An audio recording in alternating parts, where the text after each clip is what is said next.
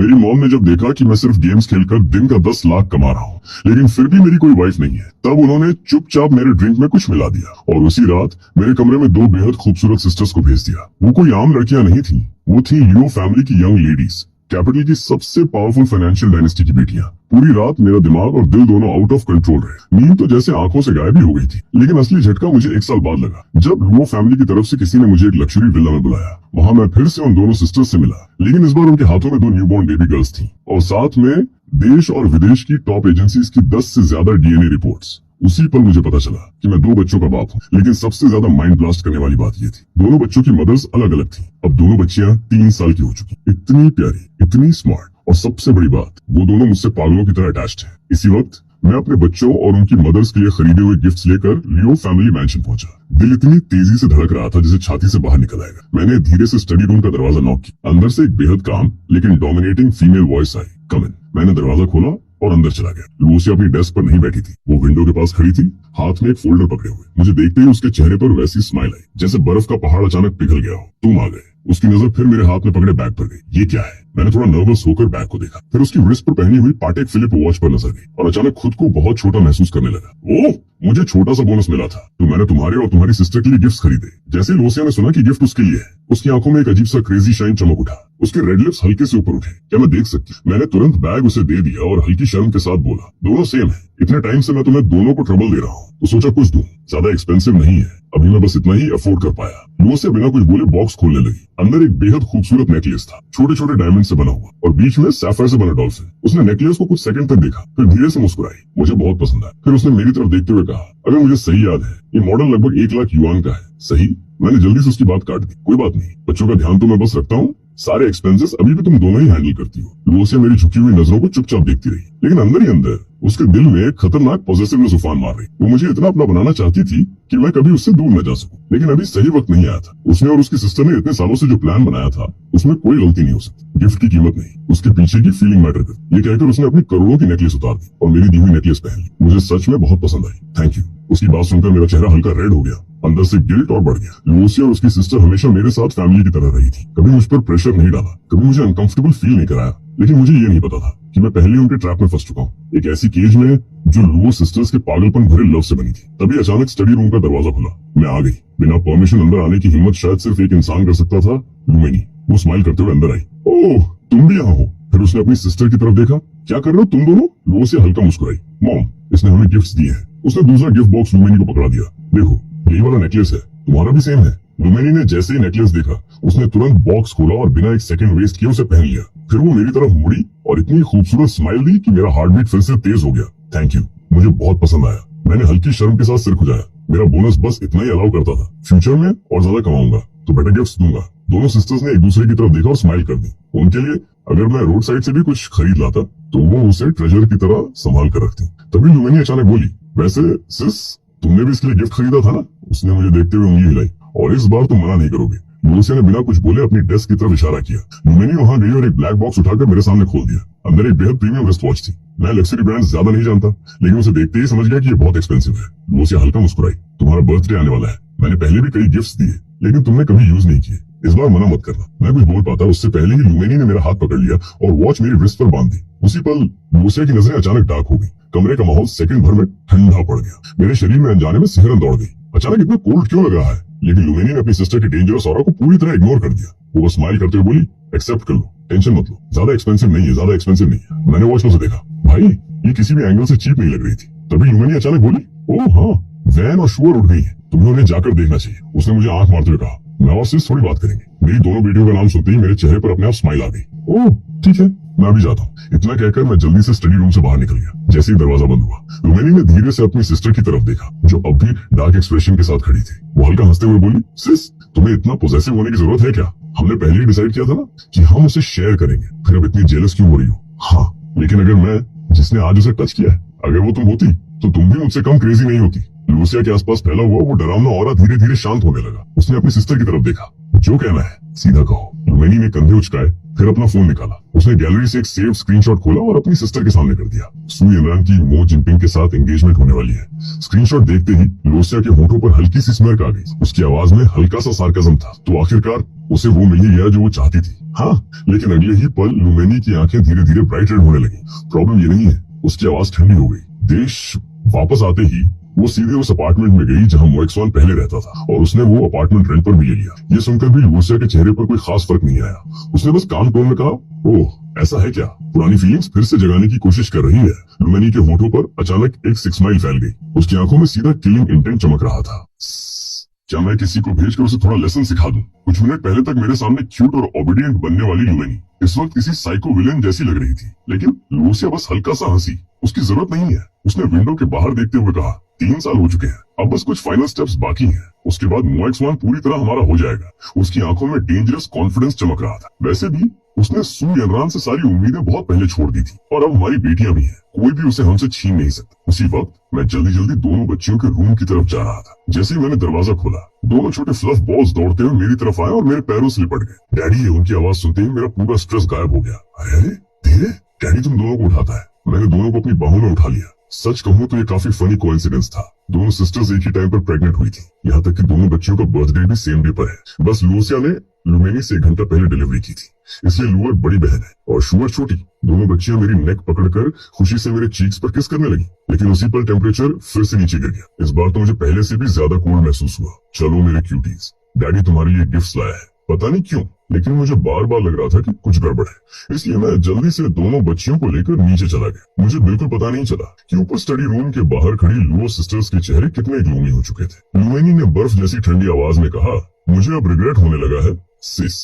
उसकी आंखों में जीले सी साफ दिख रही थी। मैं वीर और शुअर से बहुत प्यार करती हूँ, लेकिन उन्हें खुलेआम उसे किस करने का राइट क्यों है? लोसिया के होठों पर हल्की सी स्माइल आई, लेकिन डोर फ्रेम पकड़ते हुए उसकी उंगलियां धीरे धीरे टाइट होने लगी, क्योंकि वो उसकी डॉटर्स हैं। उसने धीरे से कहा, बस थोड़ा और वेट करो, देर या जल्दी मोएक्सवान खुद और गहराई से इसमें फंस जाएगा। नीचे हॉल में दोनों बच्चियां अपने डैडी के खरीदे हुए स्टफ टॉयज देखकर खुशी से कारपेट पर बैठकर खेलने लगी। अब मेरी डेली लाइफ पूरी तरह बदल चुकी थी। सुबह उन्हें खाना खिलाना, फिर नहलाना, फिर सुलाना, पूरा दिन बस इन्हीं में निकल जाता था। डिनर टाइम पर हमेशा मेरी दोनों साइड हाई चेयर्स लगी होती थी। लकीली दोनों बहुत स्मार्ट थी। वो स्पून और फॉर्क खुद यूज कर लेती थी।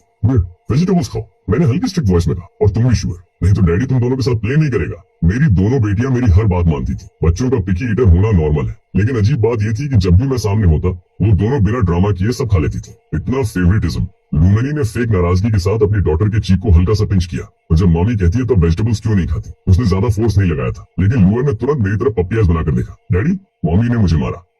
ये सुनते ही लुमेनी इतनी शॉक हुई कि हंस पड़ी। वाह, अब डैडी से कंप्लेंट करना भी सीख लिया। मैंने धीरे से अपनी डॉटर के सिर पर हाथ फेरा। जब डैडी घर पे ना हो तब मम्मी और आंटी की बात सुननी चाहिए, समझी? फिर मैंने दूसरी बच्ची की तरफ देखा। तुम भी? दोनों ने तुरंत सिर हिलाया।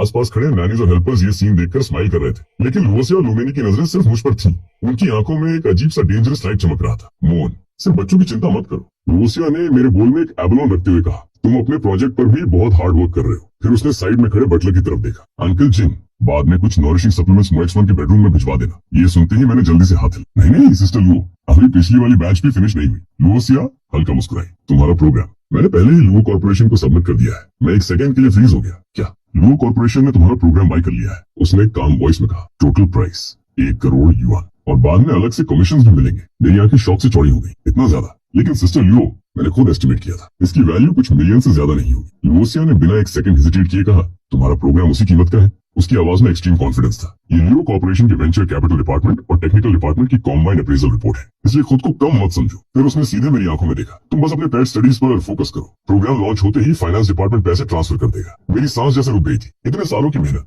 आखिरकार किसी ने नोटिस की थी। Thank you sister Leo.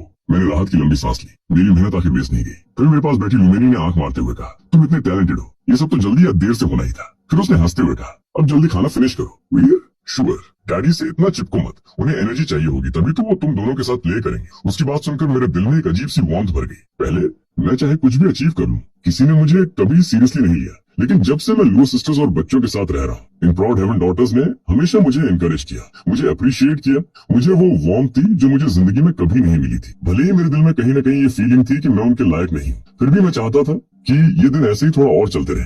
Dinner खत्म होने के बाद मैं दोनों बच्चों को बाहर प्ले कराने ले गया। नॉर्मली लूसिया और लुमेनी हमेशा बिजी रहती थी, लेकिन आज रेयरली दोनों के पास थोड़ा फ्री टाइम था, इसलिए वो भी हमारे साथ काफी देर तक खेलती रही। टाइम कैसे निकल गया पता ही नहीं चला। बाद में दोनों सिस्टर्स खुद बच्चों को बैथ कराने भी ले गई। मैं लुअर के बाल ब्लो ड्राई कर रहा था, तभी लूसिया धीरे से मेरे पास आकर खड़ी हो गई। उसकी आवाज हमेशा की तरह काम थी। मोन, एक बात बतानी थी। मैंने उसकी तरफ देखा। सुअन रान और तुम्हारे बड़े भाई की जल्द एंगेजमेंट होने वाली है। ये सुनकर मैं थोड़ा सरप्राइज जरूर हुआ। इतनी जल्दी? मुझे लगा अभी थोड़ा टाइम लगेगा। लेकिन अजीब बात ये थी, ये खबर सुनने के बाद भी मेरे दिल में कोई पेन नहीं उठा। सुअन रान और मेरा वो बड़ा भाई जिससे मैं सबसे ज्यादा हेट करता था, अब उनके बारे में सोचकर भी मेरे अंदर कुछ फील नहीं होता था। लूसिया ने मेरा काल्म एक्सप्रेशन देखा और हल्का हंस पड़ी। मुझे लगा तुम सैड हो जाओगे। मैंने धीरे से सिर हिलाया। क्यों? अब उसका और मेरा कोई रिलेशन नहीं है। फिर अचानक मुझे कुछ याद आया। ओह हाँ, सिस्टर लू, शायद मैं कल थोड़ा लेट वापस आऊँ। मुझे नर्सिंग होम जाना है। ठीक है लूसिया, जैसे जानबूझकर मेरे थोड़ा और करीब आ गई। कार ले जाना। मैंने तुरंत मना करना चाहा, लेकिन उसने पहले ही बोलना शुरू कर दिया। वो कार तुम्हारे लिए खरीदी गई थी। आखिर तुम वीर और शुगर के फादर हो। उसकी आवाज बेहद सॉफ्ट थी। इतना बर्डन मत फील करो। अगर तुम ड्राइव नहीं करना चाहते तो मैं या मांगी तुम्हें छोड़ देंगे। मैंने तुरंत सिर हिलाया। नहीं, मैं खुद चला लूंगा। तुम दोनों जाओगी तो बहुत ज्यादा ऑस्टेंटेशियस लगेगा। बच्चों को सुलाने के बाद मैं अपने रूम में वापस आया, शावर लिया, पजामस पहने और बेड पर बैठ गया। पूरे कमरे में एक बेहद रिलैक्सिंग फ्लोरल फ्रेग्रेंस फैली हुई थी। मुझे पता था ये वही काल्मिंग एसेंशियल ऑयल है जो लूसिया और लुमेनी ने मुझे गिफ्ट किया था। पहले कोडिंग की वजह से मुझे अक्सर स्लीप इश्यूज होते थे, लेकिन जब से मैं ये एसेंशियल ऑयल यूज कर रहा हूँ, मेरी स्लीप क्वालिटी एकदम इम्प्रूव हो गई थी। उस रात भी मैं बेड पर लेटने के कुछ ही मिनट बाद गहरी नींद में चला गया। कुछ देर बाद बेडरूम का दरवाजा धीरे से खुला। लूसिया और लुमेनी नाइट गाउन पहने अंदर आई।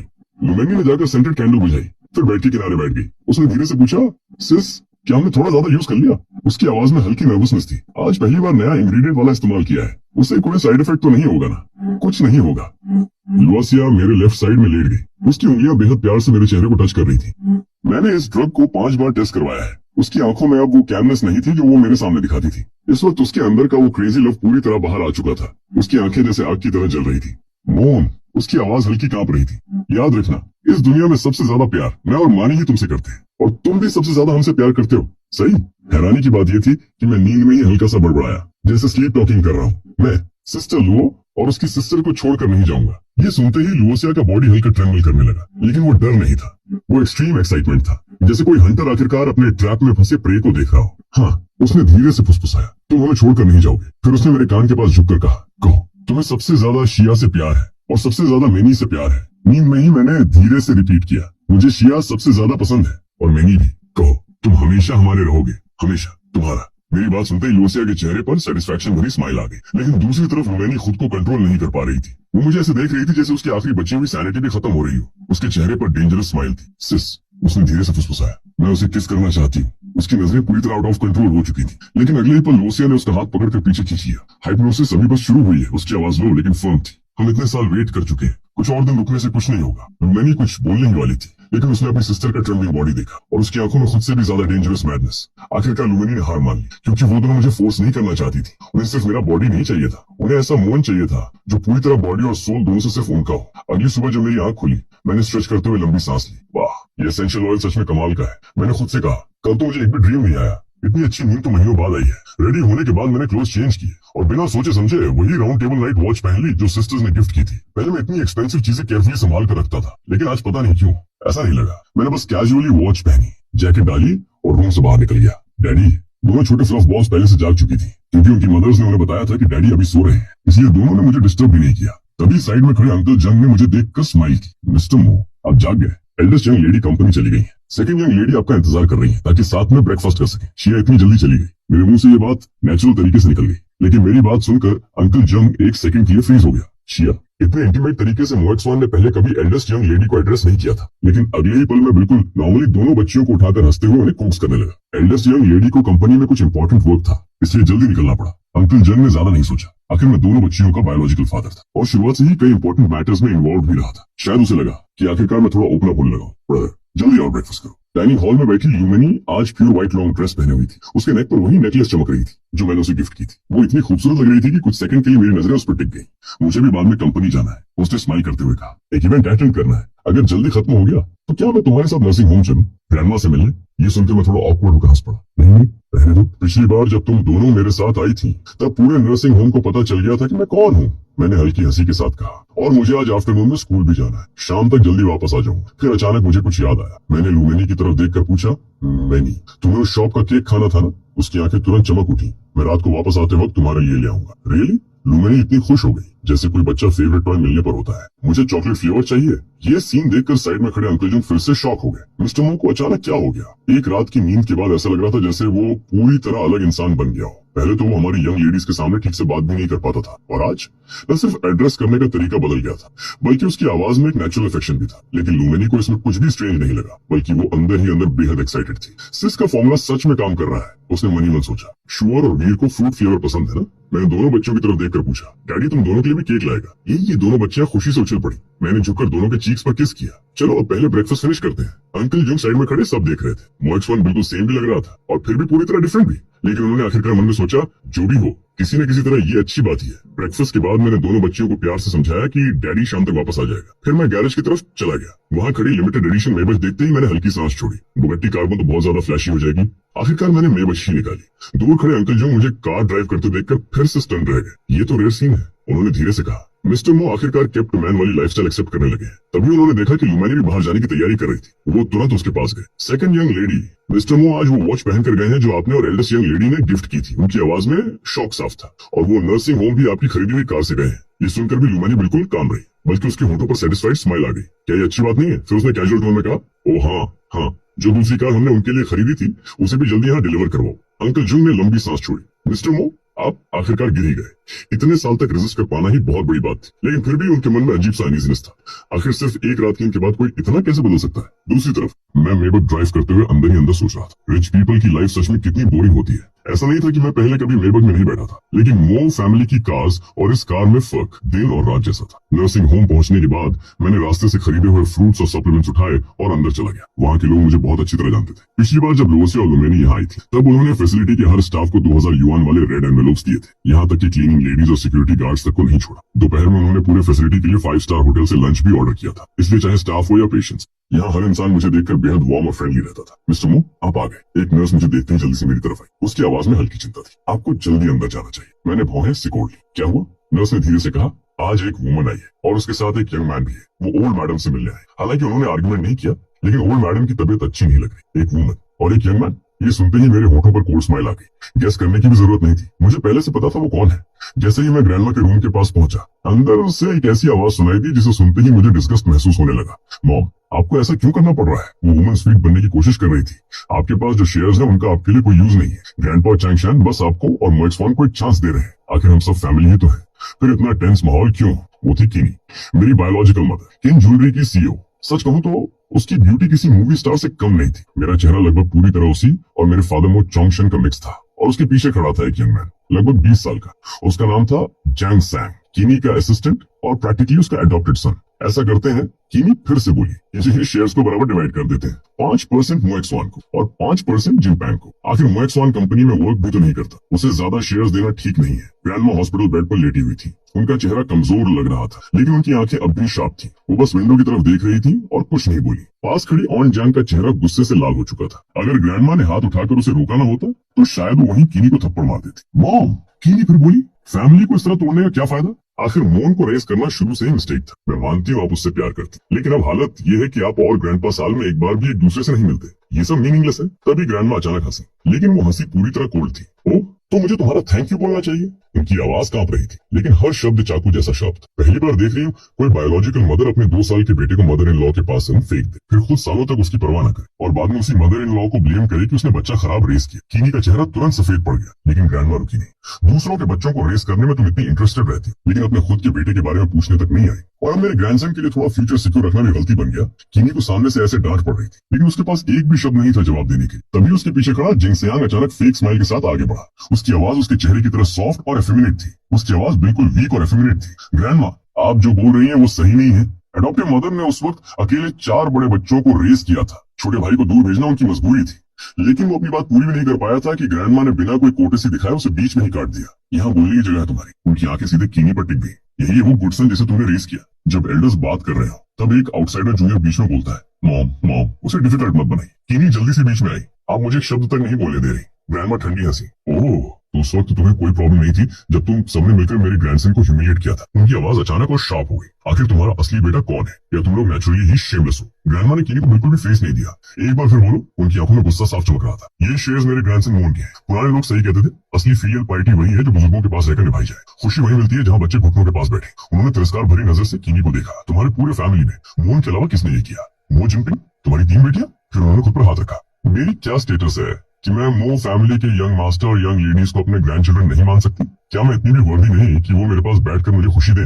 उनकी आवाज कांप रही थी, लेकिन हर शब्द हथौड़े जैसा गिर रहा था। अगर इतना ही टाइम है तुम्हारे पास बकवास करने का, तो जाओ अपने हस्बैंड और ग्रैंडपा को समझाओ। ऊपर वाला सब देख रहा है। बच्चा पैदा करके उसे रेज न करना और फिर उसी बच्चे के साथ क्रूअल होना। क्या तुम्हें डर नहीं लगता कि कभी लाइटनिंग गिर जाएगी? किनी गुस्से से कांपने लगी। उसने ग्रैंडमा को घूरा और कोल्ड लाफ के साथ बोली, मॉम, तो आप पूरी तरह हमारे खिलाफ जाना चाहती? उसकी आवाज धीरे धीरे हार्श होती जा रही। उस अनफिलियल सन के अलावा आपके पास है ही क्या? मोहन और ये 10% शेयर्स। उसने ताना मारते हुए कहा, आपके हस्बैंड आपको एक्नॉलेज तक नहीं करते। आपकी 3 ग्रैंड डॉटर्स और एक ग्रैंडसन तक आपको केयर नहीं करते। अगर मुझे पहले पता होता कि आप उसे ऐसा रेस करेंगी तो मैं मर जाती, लेकिन अपने बेटे को आपके पास कभी नहीं छोड़ती। ऐसा कैसा? उसी वक्त मेरी आवाज रूम में गूंजी। मैं डेडपन एक्सप्रेशन के साथ अंदर चला आया। जैसे ही जैंग सयंग ने मुझे देखा, वो इंस्टिंक्टिवली 2 कदम पीछे हट गया और सीधे किनी के पीछे छिप गया। लेकिन मैंने उसे एक नजर तक नहीं देखा। मैं सीधा ग्रैंडमा के पास गया और बेहद जेंटल वॉइस में बोला, ग्रैंडमा, मैं इन्हें बाहर छोड़ आता हूँ। मो एक्स1। किनी अचानक चिल्लाई, तुम्हारे पास मैनर्स नाम की चीज है भी या नहीं? एल्डर्स बात कर रहे हैं। वो जानबूझकर ग्रैंडमा के अर्लियर वर्ड्स यूज कर रही। और मैं तुम्हारी मदर हूँ। क्या तुम्हें दिख नहीं रहा कि मैं यहाँ बैठी हूँ? मैंने पलटकर उसकी तरफ देखा तक नहीं, बस ग्रैंडमा को आराम से लिटाया और ब्लैंकेट ठीक की। फिर ठंडी आवाज में बोला, स्योकिन, जो कहना है बाहर चलकर बोलो। मेरी आवाज धीरे धीरे डेंजरस होती जा रही थी। अगर यहाँ और ड्रामा किया तो तुम्हें पता है मैं क्या कर सकता। आखिरकार मैंने उसकी तरफ देखा। मैं तुम्हें इसलिए नहीं मारता क्योंकि तुम मेरी बायोलॉजिकल मदर हो, बल्कि इसलिए क्योंकि मैं आसानी से वुमेन पर हाथ नहीं उठाता। फिर मेरी नजर सीधे उसके पीछे छिपे जंग पर गई, लेकिन उसके बारे में मैं कुछ गारंटी नहीं दे सकता। किनी गुस्से में खड़ी हो गई, लेकिन उसने सच में एक शब्द और बोलने की हिम्मत नहीं की, क्योंकि वो अच्छी तरह जानती थी मैं क्या कर सकता। आखिर मैं नेशनल मार्शल आर्ट्स मास्टर जैंग का डायरेक्ट डिसिपल था। ग्रैंडमा, मैं इन्हें बाहर निकल कर आता हूँ, फिर वापस आकर आपसे बात करूंगा। मैंने फ्रूट्स और सप्लीमेंट्स बेड साइड टेबल पर रख दिए। फिर ऑन जैंग की तरफ मुड़कर कहा, ऑन्ट जैंग, यहाँ फ्रेश चेरीज है, प्लीज इन्हें वॉश करके बाद में ग्रैंडमा को दे दीजिए। ऑन्ट जैंग ने किनी को ऐसा घूरा जैसे अभी वहीं फाड़ देगी। जाओ मोहन, अगर कुछ हो बस बोल देना। फिर उसने अपनी स्लीव ऊपर की। तुम विमेन पर हाथ नहीं उठाते, लेकिन मैं उठाती। ये सुनकर मैं हल्का हंस पड़ा और हाथ हिलाया, लेकिन जैसे ही मैंने अपनी मदर की तरफ देखा, मेरा एक्सप्रेशन तुरंत आइस कोल्ड हो गया। मैंने डोर की तरफ इशारा किया, चलो बाहर बात करते हैं। किनी और जैंग दोनों मुझे सच में प्रोवोक करने की हिम्मत नहीं कर पाए, इसलिए दांत पीसते हुए बाहर निकल गए। हम तीनों नर्सिंग होम के कोर्टयार्ड में पहुंचे। मैंने सीधे मुद्दे पर आते हुए कहा, स्योकिन, पिछली बार भी ग्रैंडमा ने साफ कहा था, अगर शेयर्स चाहिए तो उनकी इक्विवेलेंट वैल्यू दो। मेरी आंखों में मौकरी थी। लिस्टेड कंपनी के शेयर्स बिना एक पैसा खर्च किए चाहिए। क्या मजाक चल रहा है? किनी ने तुरंत जवाब दिया, मोहन, तुम और तुम्हारी ग्रैंडमा ऐसा क्यों कर रहे हो? आखिर हम फैमिली हैं। इतनी क्लियर लाइंस खींचने की क्या जरूरत है? उसने जैसे मुझे समझाने की कोशिश की। ऐसा नहीं है कि हम तुम्हें ग्रैंडमा के शेयर्स नहीं देंगे। ऐसा करते हैं कि इन ज्वेलरी के शेयर्स में तुम्हें एक्स्ट्रा 3% देंगे। ये पैसे तुम्हारी पूरी लाइफ के लिए काफी होंगे। बस करो स्योकिन। मैंने उसे बीच में ही रोक दिया। मैं तुम्हारी फैमिली से सारे रिलेशंस कट कर चुका हूँ। फिर मैंने उसके बगल में खड़े जैंग की तरफ इशारा किया। मेरी आवाज में साफ मौकरी थी। तुम्हारे अडॉप्टेड सन के पास किन ज्वेलरी के 10% शेयर्स हैं और मुझे सिर्फ 3%। मैंने हल्की हंसी छोड़ी। बिजनेस ऐसे नहीं होते। किनी तुरंत डिफेंसिव हो गई। मैंने उसे बचपन से रेस किया है। वो हमेशा फेलियर रहा है। हेल्थ खराब होने के बावजूद कंपनी में मेरा असिस्टेंट बनकर हार्ड वर्क करता है। फिर उसकी आवाज अचानक कोल्ड हो गई। और तुम मेरे बेटे जैसे हो ही नहीं। मैं तुम्हें 1 सेंट तक नहीं दूंगी और तुम्हें अभी भी मेरी कंपनी के शेयर्स चाहिए। ओह, तो अब सब मेरी गलती हो गई। मैं हंस पड़ा, लेकिन वो हंसी पूरी तरह कोल्ड थी। सच कहूँ, मेरी बायोलॉजिकल मदर और फादर सच में हेवन मेड कपल है। मेरी आंखें सीधे किनी पर थी, दोनों बराबर के शेमलेस। तुम और चेयरमैन मो ने खुद डिसाइड किया था मुझे दूर भेजने का, और अब बोल रही हो कि मैं फेलियर नहीं हूँ। मेरी आवाज धीरे धीरे और हैवी हो रही थी। क्या किसी डॉग ने तुम्हारे चेहरे से शेम चाट ली है? मो एक्स1। किनी गुस्से से चिल्लाई। तभी जैंग तुरंत उसके आगे खड़ा हो गया। लिटिल ब्रदर, आप ऐसे कैसे बोल सकते हैं? उसकी आवाज हमेशा की तरह सॉफ्ट थी। इस बात के लिए मॉम को ब्लेम मत करो। अगर किसी को ब्लेम करना है तो मुझे करो। साइड हटो। मैंने उसे देखना तक जरूरी नहीं समझा। तुम पर ब्रेथ वेस्ट करने का भी मन नहीं करता। फिर मैंने अपना फिस्ट टाइट किया। ये देखते ही जैंग का चेहरा डर से सफेद पड़ गया और वो फिर से किनी के पीछे छिप गया। उसी पल मैंने पहली बार किनी की आंखों में एक हार्ड टू डिटेक्ट डिस्गस्ट देखा, लेकिन वो मेरे लिए नहीं था, वो जैंग के लिए था। मैंने ठंडी आवाज में कहा, फ्यूचर में यहाँ मत आना। मेरी नजरें अब पूरी तरह हेट से भरी थी। मेरी ग्रैंडमा के पास ज्यादा टाइम नहीं बचा। फिर मैंने सीधे किनी की आंखों में देखा। किनी, तुम्हारा हस्बैंड, तुम्हारे ग्रैंडपा, तुम्हारे बच्चे। मेरी आवाज भारी हो गई। तुम सब, और ये भी। मैंने जैंग की तरफ देखा। मैं दिल से चाहता हूँ तुम सबकी मौत बेहद दर्दनाक हो। मेरी बात सुनते ही कीनी का चेहरा एक पल के लिए बदल गया। उसका दिल जैसे सच में कांप उठा था, लेकिन अगले ही सेकंड उसने फिर से खुद को संभाल लिया और गुस्से में चिल्लाई, MoX1, तुम बिल्कुल अपनी ग्रैंडमा जैसे हो। उसकी आवाज तेज होती जा रही थी। 2 किताबें पढ़ ली और खुद को बहुत नोबल समझने लगे। हमेशा दूसरों को नीचे देखते हो। फिर उसने ताना मारा, तुम कभी जिनपैन जितने अच्छे नहीं बन सकते और ना ही जंग जितने। ये सुनकर मैं धीरे से मुस्कुराया, लेकिन वो स्माइल पूरी तरह मॉकिंग थी। मैंने दोनों को ऊपर से नीचे तक देखा। हाँ, क्योंकि तुम्हारा अडॉप्टेड सन बचपन से तुम्हारे पास रहा है। मेरी आवाज में साफ जहर था। देख ही रहा हूँ कितना यूजफुल निकला वो। पूरी तरह निचुड़ चुका है। मैंने मॉकिंग स्माइल के साथ जंग को ऊपर से नीचे तक देखा। स्यूकिन, तुम भी कमाल हो। इतना वाइल्ड गेम खेल रही हो। मेरी बस एक लाइन ने कीनी जैसी सीईओ को सीधे गाली देने पर मजबूर कर दिया। तुम आखिर बकवास क्या कर रहे हो? उसका चेहरा गुस्से से लाल हो गया था। कैपिटल यूनिवर्सिटी का स्टूडेंट होकर तुम्हारी यही क्वालिटी है। लेकिन मैंने उसे देखने तक की जरूरत महसूस नहीं की। मैं बस हल्का सा हंसा। ठीक है, मान लो गलती मेरी है। फिर मैंने जानबूझकर थोड़ा पॉज लिया और हाफ स्माइल के साथ कहा, लेकिन आजकल गॉडफादर और गॉडमदर जैसे वर्ड्स गाली क्यों बन चुके हैं? ये समझ आ गया। मेरी नजरें सीधे जैंग पर टिक गई। वैसे क्या ये सच में तुम्हारा बायोलॉजिकल सन है? कोर्टयार्ड का माहौल सेकंड भर में फ्रीज हो गया। नहीं तो एक्सप्लेन कैसे करोगी कि तुम इसे हर जगह साथ लेकर घूमती हो? मेरी बात सुनते ही कीनी का चेहरा एकदम पेल पड़ गया और जंग, उसकी नजरें तुरंत इधर उधर भागने लगी। ये देखकर मेरे होठों पर कोल्ड स्माइल आ गई। जैसा सोचा था वैसा ही है, मैंने धीरे से कहा। लुओसिया और ल्यूमेनी के लोग गलत नहीं थे। फिर मैंने पूरी तरह यूनियन ट्रस्टेड टोन में कहा, जाकर चेयरमैन मो को बोल दो, शेयर्स चाहिए तो पैसे लेकर आए। मेरी आंखों में साफ डिस्गस्ट था। तुम्हें एक सेकंड और देखना भी मुझे सिक फील करा रहा है। फिर मेरी आवाज और ठंडी हो गई। और हाँ, फ्यूचर में मेरे और ग्रैंडमा के करीब आने की कोशिश मत करना। मैंने सीधे कीनी की आंखों में देखा। अगर मैं एक्नॉलेज करूं तभी तुम मेरी मदर और ग्रैंडमा की डॉटर इन लॉ। फिर मैंने बिना इमोशन के कहा, अगर नहीं तो तुम कुछ भी नहीं। ये सुनते ही शेम और रेज से भरी कीनी सीधे मेरी तरफ झपटी और हाथ उठाकर मुझे स्लैप मारने की कोशिश की, लेकिन मैंने उसकी रिस्ट हवा में ही पकड़ ली। अब भी मुझे मारना चाहती हूँ। मेरी आवाज आइस कोल्ड थी। पहले मैं स्टूपिड था, जो तुम्हें मदर समझता था। मैंने उसकी रिस्ट थोड़ा टाइट की। मैडम किन, मुझे मजबूर मत करो कि मैं सच में किसी वुमन पर हाथ उठा दूं। कीनी कुछ बोलने ही वाली थी, लेकिन अचानक उसकी नजर मेरी राइट रिस्ट पर गई और वो वहीं फ्रीज हो गई। उसकी आंखें वॉच पर टिक गई थी। कीनी पहले रॉजर डुबीस के न्यू प्रोडक्ट लॉन्च में जा चुकी, इसलिए उसने एक नजर में पहचान लिया कि मेरी रिस्ट पर जो वॉच थी वो फेक नहीं, बिल्कुल रियल थी। तुम्हारी वॉच, वो बस इतना ही बोल पाई। मैंने अपनी रिस्ट की तरफ देखा, फिर इरिटेटेड होकर कहा, तुम्हारे किसी काम की बात नहीं है। और मैं वापस नर्सिंग होम की तरफ मुड़ गया। अडॉप्टिव मदर, अब ठीक है। मेरे जाते ही जंग जल्दी से कीनी के पास आया। शायद हमें वापस चलना चाहिए। लिटिल ब्रदर यहाँ है तो कोई बात प्रॉपर्ली डिस्कस नहीं हो पाई, लेकिन कीनी ने उसकी बात का जवाब तक नहीं दिया। वो बस ब्लैंक एक्सप्रेशन के साथ मेरी बैग को देखती रही। अभी जब मैंने हाथ उठाया था तब उसने वॉच को क्लियर देखा था। वो सच में रियल थी, लिमिटेड एडिशन, 4 मिलियन युआन से ज्यादा की कीमत वाली। और MoX1, वो उसे अफोर्ड नहीं कर सकता था। ग्रैंडमा के पास शेयर्स जरूर थे, लेकिन ग्रैंडपा ने पहले ही ऑर्डर दे रखा था कि ईयर एंड डिविडेंड का बड़ा हिस्सा डिडक्ट किया जाए। इसलिए ग्रैंडमा को साल में मुश्किल से 2 या 3 लाख युआन मिलते थे। मेरे साथ वापस नर्सिंग होम के अंदर चलो। आखिरकार कीनी ने धीरे से कहा, कुछ बातें हैं जो मुझे क्लियर करनी है। दूसरी तरफ उसी समय लुओसिया अपने कंपनी ऑफिस में काम कर रही थी। तभी उसके फोन पर अचानक एक मैसेज आया। उसने स्क्रीन पर नजर डाली और हल्का सा फ्राउन कर दिया। अगले ही सेकंड उसने कॉल बेल दबाई। डोर तुरंत खुला और एक वुमन अंदर आई। लगभग 30 साल की उम्र, टॉल फिगर, बिल्कुल पोपलर ट्री की तरह straight posture, black women suit और शॉर्ट नीट हेयर। उसके चेहरे पर हीरोइक ऑरा साफ दिख रही थी। सिस्टर हुए, लुओसिया ने काम वॉइस में कहा, कीनी नर्सिंग होम गई है। वो हमारे बारे में पूछताछ कर रही है, लेकिन उसे नहीं पता कि वो मैं और मैनी है। फिर उसकी आवाज थोड़ी कोल्ड हो गई। लगता है वो फिर से MoX1 की ग्रैंडमा को परेशान करने पहुंच गई। सिस्टर हुए ने तुरंत सिर झुका दिया। Understood, eldest miss. फिर उसने धीरे से पूछा, क्या मैं अपनी सिस्टर को भेजूं? उन्हें थोड़ा वार्निंग देने के लिए जरूरत नहीं। लुओसिया हल्का मुस्कुराई, लेकिन उसकी स्माइल में चिलिंग किलिंग इंटेंट छिपी हुई थी। हमने अभी तक उनकी 3 फैमिलीज को इसलिए टच नहीं किया क्योंकि वो अभी यूजफुल है। सिस्टर हुए ने हल्की सांस छोड़ी। ओल्ड मैडम ओ के लिए एल्डेस्ट मिस ने पहले ही बहुत कुछ किया है। उसकी आवाज रिस्पेक्ट से भरी थी। अगर आप और सेकंड स्पेशलिस्ट हायर करने के लिए इतना पैसा न खर्च करते तो शायद ओल्ड मैडम ओ काफी पहले। वो MoX1 की आखिरी रिलेटिव है। लुओसिया ने धीरे से उसकी बात काट दी। उसकी आंखों में हल्की लोनलीनेस थी। मैं बस चाहती हूँ कि वो हैप्पी रहे। फिर उसने काम होकर कहा, जाओ अपना काम करो। उसकी आवाज फिर से आइस कोल्ड हो गई। वो फैमिली तक मैसेज पहुंचा दो। उसकी आंखों में डेंजरस लाइट चमकी। मुझे उनके एसेट्स में कोई इंटरेस्ट नहीं है। मैं MoX1 को उनसे कहीं ज्यादा दे सकती हूँ। फिर उसने धीरे से कहा, लेकिन शेयर्स चाहिए तो प्रॉपर प्राइस पे करनी होगी। उसकी उंगलियां टेबल पर धीरे धीरे टैप कर रही थी। कोई तरीका निकालो जिससे उन्हें मजबूर होकर ग्रैंडमा के शेयर सही कीमत पर बाय बैक करने पड़े। दूसरी तरफ नर्सिंग होम में कीनी का दिमाग पूरी तरह घूम चुका था। पूरे नर्सिंग होम को ट्रीट देना, 5 स्टार होटल का लग्जरी टेकआउट, हर स्टाफ को 2000 युआन के रेड एनवेलप्स और फिर मेरी रिस्ट पर वो 4 मिलियन युआन वाली वॉच। उसने दांत भींच लिए। क्या MoX1 किसी रिच ओल्ड वुमन का केप्ट मैन बन गया है?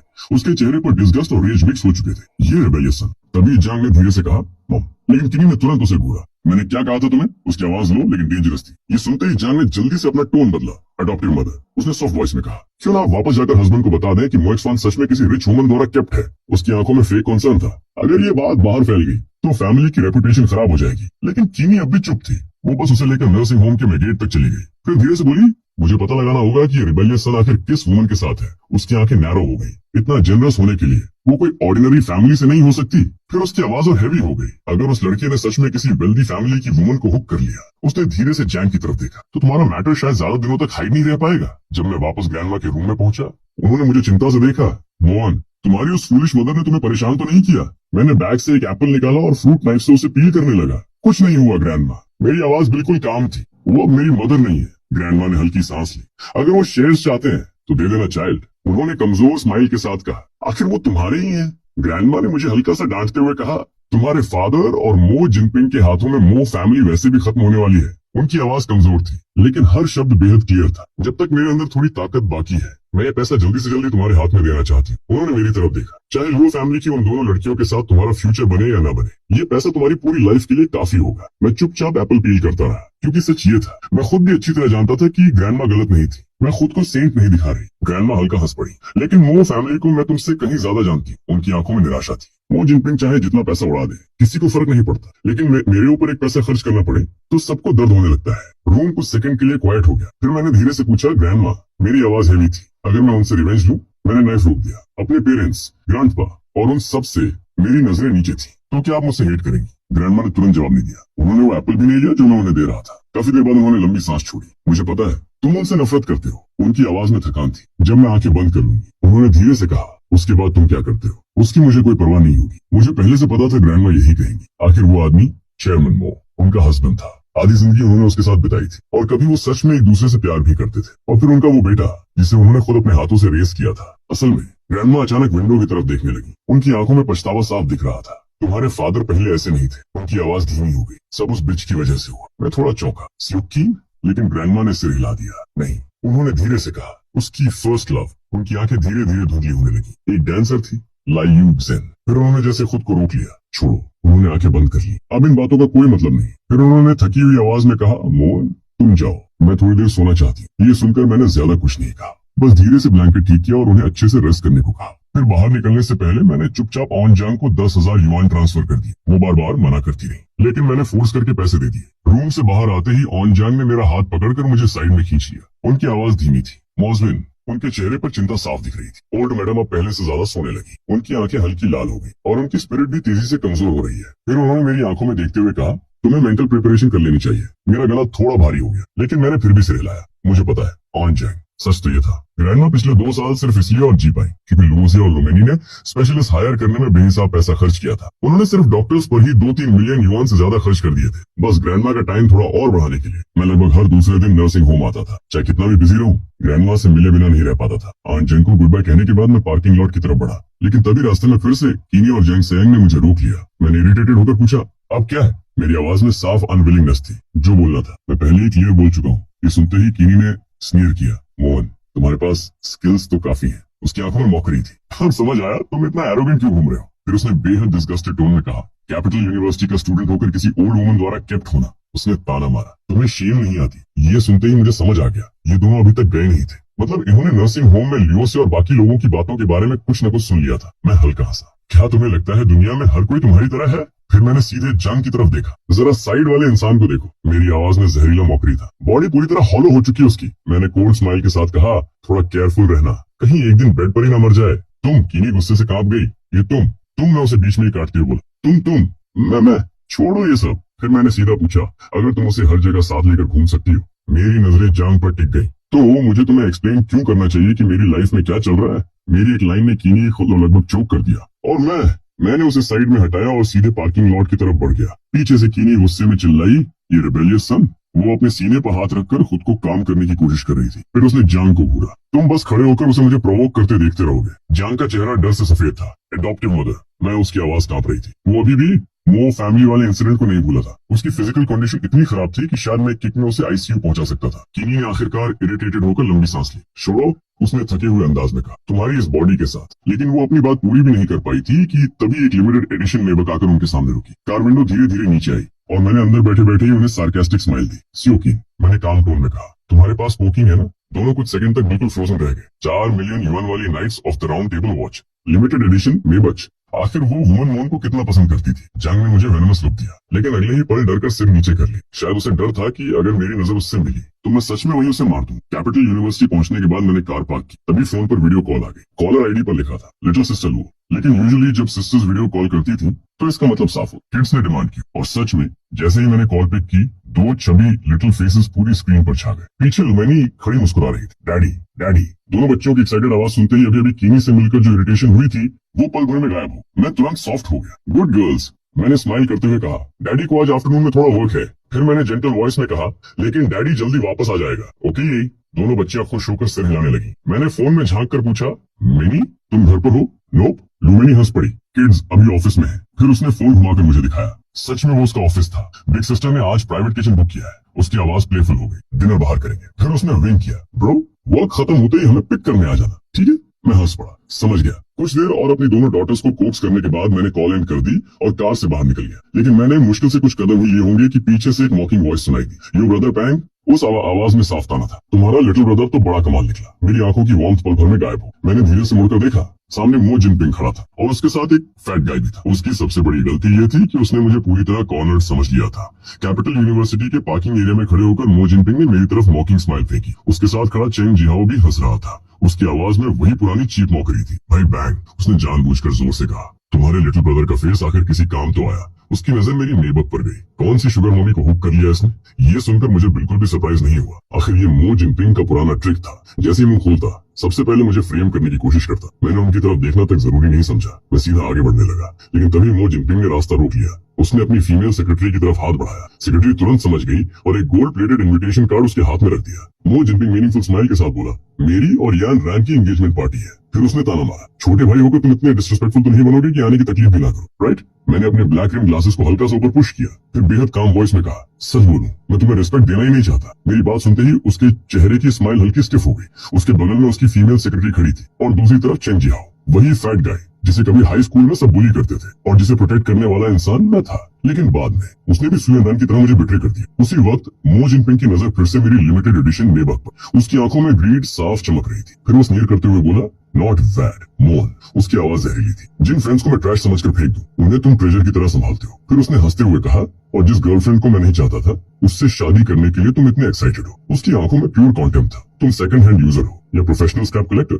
मेरी आंखों में तुरंत आइस कोल्ड लाइट चमक गई और मेरी अगली लाइन ने सीधे उसके चेहरे का रंग उड़ा दिया। इंटरेस्टिंग। मैंने आर्म्स क्रॉस करते हुए कहा, जिन चीजों को मैं नहीं चाहता तुम उन्हें ट्रेजर समझकर चिपक जाते हो। मेरी नजरें सीधे उसकी आंखों में थी। क्या तुम सेकंड हैंड लवर हो या फिर प्रोफेशनल गार्बेज कलेक्टर? कोर्टयार्ड जैसे अचानक साइलेंट हो गया। मो जिनपिंग का चेहरा एशन हो चुका था। चेंग जिहाओ भी ऑकवर्ड होकर साइड देखने लगा। मैंने बिना रुके आगे कहा, मुझे पता है तुम किस बात से डरते हो। मेरी आवाज बिल्कुल नॉनचलेंट थी। तुम्हें डर है कि मैं वापस आकर मो फैमिली के एसेट्स के लिए फाइट करूंगा। फिर मैंने हल्की हंसी छोड़ी। लेकिन 3 साल हो गए। मैंने उसकी तरफ मॉकिंग लुक से देखा। मैंने रिलेशंस कट करने के बाद एक बार भी वापस आने की कोशिश की। मेरी आवाज अचानक शार्प हो गई। फिर भी तुम लोग डॉग की तरह मेरे पीछे चिपके रहते हो। फिर मैंने उसकी फ्रंट टीथ की तरफ देखते हुए हाफ स्माइल दी। क्या तुम्हें अपने फ्रंट टीथ अब नहीं चाहिए? ये सुनते ही मो जिनपिंग इंस्टिंक्टिवली 2 कदम पीछे हट गया। वो बहुत अच्छी तरह जानता था मेरी फिजिकल स्ट्रेंथ कितनी डेंजरस थी, लेकिन फिर भी वो खुद को काम दिखाने की कोशिश कर रहा था। उसने कोल्ड लॉफ छोड़ी। लगता है तुम्हें अपनी औकात पता है। फिर उसकी आंखों में कॉन्टेम्प्ट उभरा। लेकिन रिलैक्स करो, मैं तुम्हें ढूंढने नहीं आया था। उसने मेरी वॉच और कार की तरफ देखा, सिर्फ इसलिए कि कोई शुगर मम्मी तुम्हें कीप कर रही है। उसकी आवाज धीरे धीरे हार्श होती गई। इसका मतलब ये नहीं कि तुम मुझे चैलेंज कर सकते हो। फिर उसने अपना कॉलर ठीक किया। मैं मो फैमिली का ओनली बायोलॉजिकल सन हूँ। उसकी आवाज में प्राइड भरा था। और तुम बस एक ट्रैश हो जिसे घर से बाहर फेंक दिया गया। मैंने उसे कुछ सेकंड तक देखा, फिर अचानक हंस पड़ा। लेकिन वो हंसी बिल्कुल कोल्ड थी। करेक्शन, मैंने धीरे से कहा, मैं वो इंसान हूँ जिसे अब तुम लोगों की जरूरत नहीं रही। फिर मैंने अपनी वॉच देखी और बेहद इम्पेशेंट एक्सप्रेशन बनाया। अगर तुम्हारा ड्रामा खत्म हो गया हो। मैंने उसकी तरफ बिना इंटरेस्ट के देखा तो रास्ते से हटो। मेरी आवाज में साफ इरिटेशन थी। मेरा टाइम वेस्ट मत करो। दूसरी तरफ कैपिटल यूनिवर्सिटी छोड़ने के बाद मो जिनपिंग और उसके दोनों साथी कार में बैठकर निकल गए। वैसे भी वो कोई बड़ा रिजल्ट एक्सपेक्ट नहीं कर रहा था। चेंग जिहाओ को साथ लाने का मकसद सिर्फ मुझे मॉक करना था, लेकिन एंड में उल्टा वही डिस्गस्ट होकर रह गया। कार में बैठे बैठे चेंग जिहाओ ने धीरे से पूछा, ब्रदर बैंग? उसकी आवाज कॉशियस थी। क्या सच में कोई और तरीका नहीं है? उसकी आंखों में लालच साफ दिख रहा था। फ्यूचर में उसके पास 10% शेयर्स रहेंगे। ये सुनते ही मो जिनपिंग के चेहरे पर डार्क एक्सप्रेशन आ गया। वो ओल्ड हैक। उसने दांत भींच लिए। मरते दम तक भी उन शेयर्स को छोड़ना नहीं चाहती। फिर उसकी आंखों में मैडनेस चमकी। लेकिन मुझे वो शेयर्स चाहिए। उसकी आवाज हेवी हो गई। मो फैमिली की हर चीज मेरी है। उनकी कार आखिर मो कॉर्पोरेशन के अंडरग्राउंड पार्किंग गैरेज में पहुंची। लेकिन जैसे ही वो कार से उतरे अचानक कई ब्लैक एसयूवीज ने उन्हें चारों तरफ से घेर लिया। अगले ही सेकंड 20 से ज्यादा ब्लैक सूट्स वाले बॉडीगार्ड्स बाहर निकल आए। मो जिनपिंग और उसके कंपेनियंस को रिएक्ट करने का मौका तक नहीं मिला। दो बॉडीगार्ड्स ने सीधे डैगर्स निकाल लिए। तुम लोग क्या कर रहे हो? मो जिनपिंग डर कर पीछे हट गया। चेंग जिहाओ तो डर के मारे सीधे जमीन पर बैठ गया। फीमेल सेक्रेटरी का चेहरा पूरी तरह पेल हो चुका था। तभी भीड़ के बीच से अंकल जोंग धीरे धीरे आ गया है। उनके हाथ पीछे बंधे हुए थे और चेहरे पर वही जेंटल स्माइल थी। यंग मास्टर मो, उनकी आवाज बेहद पोलाइट थी। डरने की जरूरत नहीं। फिर वो उनके सामने रुक गए। हम कौन है ये इंपॉर्टेंट नहीं। उनकी आंखें हल्की नैरो हुई। हमारे मास्टर ने बस एक मैसेज देने को कहा है। फिर उनकी आवाज अचानक आइस कोल्ड हो गई। अगर ल्यूक सेन के साथ कुछ बुरा नहीं चाहते, उन्होंने धीरे से कहा, तो अपने फादर को पर्सनली नर्सिंग होम भेजो। उनकी नजर सीधे मो जिनपिंग पर थी और ओल्ड मैडम मो से शेयर्स प्रॉपर प्राइस पर बाय बैक करवाओ। इतना कहकर अंकल जुंग ने एक फोटो निकाली और सीधे मो जिनपिंग के हाथ में ठूंस दी। जैसे उसने फोटो देखी, उसके चेहरे का सारा खून गायब हो गया। ऐसा लगा जैसे किसी ने उस पर आइस वाटर उड़ेल दिया हो। अंकल जुंग ने अपनी व्हाइट ग्लव्स टाइट की। बताओ, उनकी आवाज बेहद सॉफ्ट थी। अगर मो चुंगशन को पता चल जाए कि ल्यूक सेन के साथ क्या हुआ था, फिर वो हल्का मुस्कुराए, तो क्या लगता है वो तुम्हारी स्किन उतार कर बोन्स नहीं तोड़ेगा? माँ, मैं मानता हूँ। मो जिनपिंग लगभग पैनिक में चिल्ला पड़ा। उसने जल्दी से फोटो छिपा ली। चेंग जिहाओ कुछ देख नहीं पाया था, लेकिन मो जिनपिंग का चेहरा देखकर उसका क्यूरियोसिटी बढ़ चुका था। गुड, अंकल जुंग ने काम स्माइल दी। फिर उन्होंने हाथ हिलाया। अगले ही पल सारे बॉडीगार्ड्स वापस एसयूवीज में बैठ गए और वहां से निकल गए। कार्स गायब होने तक मो जिनपिंग वहीं घुटनों पर गिर चुका था। उसकी आंखें लाइफलेस थी। ब्रदर बैंग, चेंग जिहाओ जल्दी से उसके पास आया, लेकिन उससे पहले ही मो जिनपिंग ने उसका कॉलर पकड़ लिया। उसकी आंखें खून जैसी लाल थी। आज जो हुआ उसकी आवाज डेंजरस थी। उसके बारे में किसी को एक शब्द भी मत बोलना। फिर उसने तीर ग्राइंड किए, वरना कॉन्सिक्वेंसेस जानते हो। चेंग जिहाओ तुरंत डरकर सिर हिलाने लगा। लेकिन जैसे ही मो जिनपिंग अपनी सेक्रेटरी के साथ वहां से मुड़ा, चेंग जिहाओ ने उसकी बैग को घूरते हुए बेहद लो वॉइस में कहा, बस वेट कर मो जिनपिंग। उसकी आंखों में डार्क हेट्रेड था। एक दिन मैं तुझे खुद मारूंगा। उसकी बड़ी गलती यही थी। मो जिनपिंग ये समझ ही नहीं पाया कि जो इंसान अपने सेवियर तक को बिट्रे कर सकता, वो किसी और के लिए लॉयल कैसे रहेगा। दूसरी तरफ यूनिवर्सिटी से निकलने के बाद मैं सबसे पहले एक पेस्ट्री शॉप गया। वहां से मैंने 4 स्मॉल केक्स खरीदे। लुमेनी और किड्स के लिए चॉकलेट और फ्रूट फ्लेवर, और लूसिया के लिए अलग से एक वेनिला केक। पता नहीं क्यों, लेकिन केक लेते वक्त सबसे पहले मुझे उसी का फ्लेवर याद आया। केक्स लेकर मैं सीधे लियो कॉर्पोरेशन पहुंच गया। लेकिन अनएक्सपेक्टेड बात ये थी कि जैसे ही एलिवेटर खुला, सामने लूसिया, लुमेनी और दोनों लिटिल मंचकिंस पहले से मेरा इंतजार कर रहे थे। अगले ही सेकंड लूअर और शूअर दोनों भागकर मेरी लेग से लिपट गए। साइड में खड़ी सिस्टर हुए मुस्कुराते हुए आगे आई। मिस्टर मो, मैं हेल्प कर देती हूँ। Thank you. सिस्टर हुए, मैंने जल्दी से बैग्स उन्हें दिए और झुककर दोनों बच्चियों को उठा लिया। तुम लोग यहाँ, किड्स तुम्हें ढूंढ रही थी, लूसिया ने सॉफ्ट स्माइल के साथ कहा। और वैसे भी मेरे पास अभी कोई इंपॉर्टेंट वर्क नहीं था। फिर उसकी नजर मेरे हाथ में केक्स पर गई। फिर से कुछ डिलीशियस लाए हो? मैंने हल्की हंसी के साथ कहा। मैंने और गर्ल्स से प्रॉमिस किया था ना। फिर मैंने थोड़ा ऑकवर्ड होकर लूसिया की तरफ देखा, और मुझे याद है तुम्हें वैनिला पसंद है। मेरी आवाज धीमी हो गई, इसलिए तुम्हारे लिए भी एक लाया हूँ। दोनों बच्चियों को गोद में पकड़े हुए मैं लूसिया और लुमेनी को देख रहा, लेकिन मुझे खुद एहसास नहीं हुआ कि अब मेरी नजरें उनसे अवॉइड नहीं कर रही थी। उनमें सॉफ्टनेस, टेंडरनेस और हल्की अटैचमेंट साफ झलक रही थी। शिया, मैंने धीरे से कहा, तुम्हें किड्स को नीचे लेकर चलता हूँ। No need. लूसिया मुस्कुराई। मैं ओरिजिनली किड्स को उस प्राइवेट रेस्टोरेंट ले जाने वाली थी जो मैंने बुक किया था। फिर उसने काम वॉइस में कहा, लेकिन कजिन को अचानक कुछ बिजनेस डिस्कस करना था। उसने सिस्टर हुए की तरफ देखा। किसी को बोलो हमारे लिए यही फूड अरेंज कर दे। अंडरस्टूड। एल्डरनेस। सिस्टर हुए ने तुरंत फोन निकाल लिया। ब्रदर, लुमेनी तुरंत मेरा हाथ पकड़कर खींचने लगी। तो जल्दी लाउंज में चलो। उसकी आंखें केक्स पर थी। मैं अभी केक खाना चाहती हूँ। आखिरकार मैं हेल्पलेस होकर उसके और दोनों बच्चियों के पीछे चल पड़ा। साइड में लूसिया बस मुस्कुरा रही। पीछे खड़ी सिस्टर हुए इस पूरे सीन को देखकर एक अजीब फीलिंग महसूस कर रही थी। सामने जो था वो प्रैक्टिकली फैमिली ऑफ 5 जैसा लग रहा। एल्डेस्ट मिस और सेकंड मिस की स्टेटस इतनी हाई थी कि अगर दोनों सिस्टर्स एक ही हस्बैंड शेयर करें तब भी कोई सवाल नहीं उठाता। लेकिन फिर भी क्या ये सच में मोन के लिए अच्छी चीज थी? लाउंज काफी बड़ा था। अंदर 2 बेड्स थे, क्योंकि दोनों सिस्टर्स लाउंज शेयर करती थी, इसलिए ज्यादातर चीजें पेयर्स में रखी हुई थी। उसी वक्त लूसिया ने मुझे देखा। मैं अपनी डॉटर को फूड खिला रहा था। उसकी आंखों में बेहद सॉफ्ट इमोशन था। मोन, उसने धीरे से कहा, आज रात घर जल्दी वापस ना जाए तो? मैं थोड़ा कंफ्यूज होकर उसकी तरफ देखने लगा। कल मैं और मानी दोनों फ्री हैं। उसकी आवाज वार्म थी। हम सोच रहे थे किड्स को बाहर घुमाने ले जाएं। फिर उसने हल्की स्माइल दी। क्या तुम एक डे ऑफ ले सकते? मैंने तुरंत फोन निकाला। ले सकता हूँ, मैंने कैजुअल अंदाज में कहा। बस एडवाइजर को मैसेज कर दूं। वैसे भी कल कोई इंपॉर्टेंट वर्क नहीं होगा। परफेक्ट। लुमेनी तुरंत खुश हो गई। तो मैं प्रेसिडेंशियल स्वीट बुक करती हूँ। फिर उसने एक्साइटेड होकर कहा, गर्ल्स तुम्हारे साथ एक रूम में रहेंगी। फिर उसने प्लेफुली विंक किया और मैं और सिस्टर दूसरे रूम में। मम्मी, दोनों बच्चे तुरंत हंस पड़ी। तभी सिस्टर हुए ड्रिंक्स लेकर अंदर आई। उन्होंने मेरी बात सुन ली थी। उनकी आंखों में हल्की फिक्र आई, लेकिन तभी लूसिया ने उन्हें एक लुक दी। दोनों की नजरें मिली और उसी पल सिस्टर हुए ने लूसिया की आंखों में वो दबा हुआ मॉर्बिड ऑब्सेशन देख लिया। वो फीलिंग इतनी हैवी थी कि सिस्टर हुए ने बिना कुछ बोले तुरंत ड्रिंक्स सेट कर दी। सिस्टर हुए, लूसिया ने काम वॉइस में कहा, पिछली बार जो रेड वाइन लाई थी वो भी लेकर आई है। ये सुनते ही सिस्टर हुए ने तुरंत ऊपर देखा, जैसे आंखों से कुछ पूछ रही है, लेकिन लूसिया ने बस हल्का सा सिर हिलाया। सिस्टर हुए ने बेहद हल्की सांस छोड़ी। अंडरस्टूड। Eldest miss. उनकी आवाज धीमी थी। उनकी आंखों में सिंपैथी साफ दिख रही थी। क्या दोनों सिस्टर्स आखिरकार मूव करने वाली थी? उन्होंने मेरी तरफ देखा। मैं उस वक्त अपनी डॉटर को कोक्स करते हुए खुद खाना खा रहा था और उन्हें अचानक मेरे लिए और भी ज्यादा सिंपैथी महसूस होने लगी। मैंने क्यूरियस होकर पूछा, वाइन क्यों? किड्स भी यहाँ हैं। डोंट वरी, ब्रदर, लुमैनी ने तुरंत मेरे बोल में वोगी बीफ रखा। बहुत अच्छी वाइन है। फिर उसने स्माइल करते हुए कहा, मैं और सिस्टर बस थोड़ा सा ही पियेंगे। फिर उसकी आवाज थोड़ी सॉफ्ट हो गई। कॉर्पोरेशन का वर्क बहुत बिजी चल रहा है ना? उसने मेरी आंखों में देखते हुए कहा, थोड़ा ड्रिंक करने से अच्छी स्लीप आ जाती है। ये सुनकर मैंने ज्यादा कुछ नहीं पूछा। डिनर खत्म होने के बाद सिस्टर हुई ने वाइन और बाकी चीजें पैक करवाई। फिर हम सब नीचे गए और कार में बैठ गए। बैक सीट पर दोनों सिस्टर्स किड्स को पकड़े बैठी थी। लुमैनी ने मुझे होटल लोकेशन भेज दी। होटल ज्यादा दूर नहीं था। थोड़ी देर बाद हम वहां पहुंच गए। स्वीट बहुत बड़ा था। उसमें 2 अलग रूम्स थे। दोनों लिटिल मंचकिंस पहली बार बाहर स्टे कर रही थी, इसलिए वो एक्साइटमेंट में इधर उधर भाग रही थी। उन्होंने कुछ देर तक मेरे साथ रूम में खेला, लेकिन क्योंकि उन्होंने आफ्टरनून नैप नहीं ली थी और पूरा दिन लो कॉर्पोरेशन में खेलती रही थी, इसलिए जल्दी ही नींदी हो गई। फिर मैं उन्हें वॉश कराने ले गया। लुसिया और लुमैनी हमेशा की तरह बेहद थॉटफुल थी। उन्होंने आफ्टरनून में किसी से किड्स के लिए पजामास खरीदवा दिए थे। पजामास चेंज करने के बाद दोनों बच्चियां बेड पर लेटी और थोड़ी देर में डीप स्लीप में चली गईं। Most one. तभी पीछे से लुसिया की आवाज आई, एक ड्रिंक हो जाए?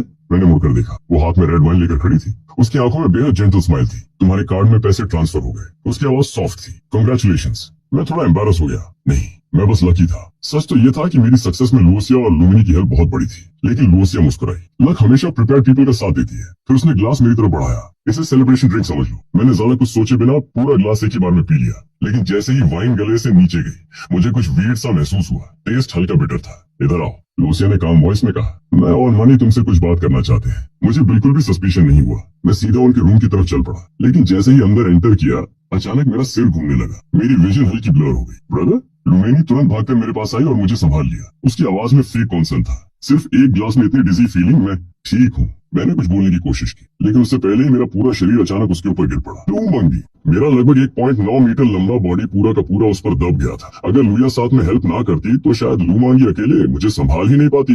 दोनों बहनों ने मिलकर किसी तरह मुझे बेड तक लिटाया। तभी लुमांगी की आंखों में छुपा वो पागलपन बिना किसी डर के बाहर आ गया। उसके होठों के कोने पर एक अजीब सा डार्क स्माइल था। ब्रदर, तुम अभी भी इतने केयरलेस कैसे हो सकते हो? उसकी आवाज धीमी थी, लेकिन उसमें ऑब्सेशन साफ महसूस हो रहा था। पहले बच्चों को नेक्स्ट रूम में ले जाओ। मैंने अंकल जंगिंग ऑलरेडी वेट कर रहे हैं। लुसिया ने धीरे से मोहन के गाल को टच किया, लेकिन उसकी आंखों में जो सिक पोजेसिव डिजायर था वो किसी हॉरर मूवी से कम नहीं लग रहा था। उसी समय सू फैमिली की विला में, मिस, क्या एंगेजमेंट पार्टी की प्रोसीजर फिर से कंफर्म करनी है? बटलर ने धीरे से पूछा, लेकिन काफी देर तक कोई जवाब नहीं आया। फिर आखिरकार सू यंगरान की भारी और टूटी हुई आवाज सुनाई दी, नीड नहीं है, जो करना है कर लो। वो फोन हाथ में पकड़े हुए ऊपर चली गई। यंग मास्टर वो अभी भी वो फैमिली की गेस्ट लिस्ट में नहीं है। ये सुनकर बटलर ने सिर हिलाया। यस मिस, क्या कैपिटल यूनिवर्सिटी में इनविटेशन भेज दूं? नीड नहीं। सू यान रैन अपने कमरे में वापस चली गई। जैसे ही उसने डोर बंद की, ऐसा लगा जैसे उसकी पूरी ताकत खत्म हो गई हो। वो सफेद दरवाजे से टिककर धीरे धीरे नीचे फर्श पर बैठ गई। ये सब ऐसा कैसे हो गया? तभी अचानक उसकी उंगलियां उसकी रिस्ट पर पहने ब्रेसलेट से टकराई। एक सेकंड में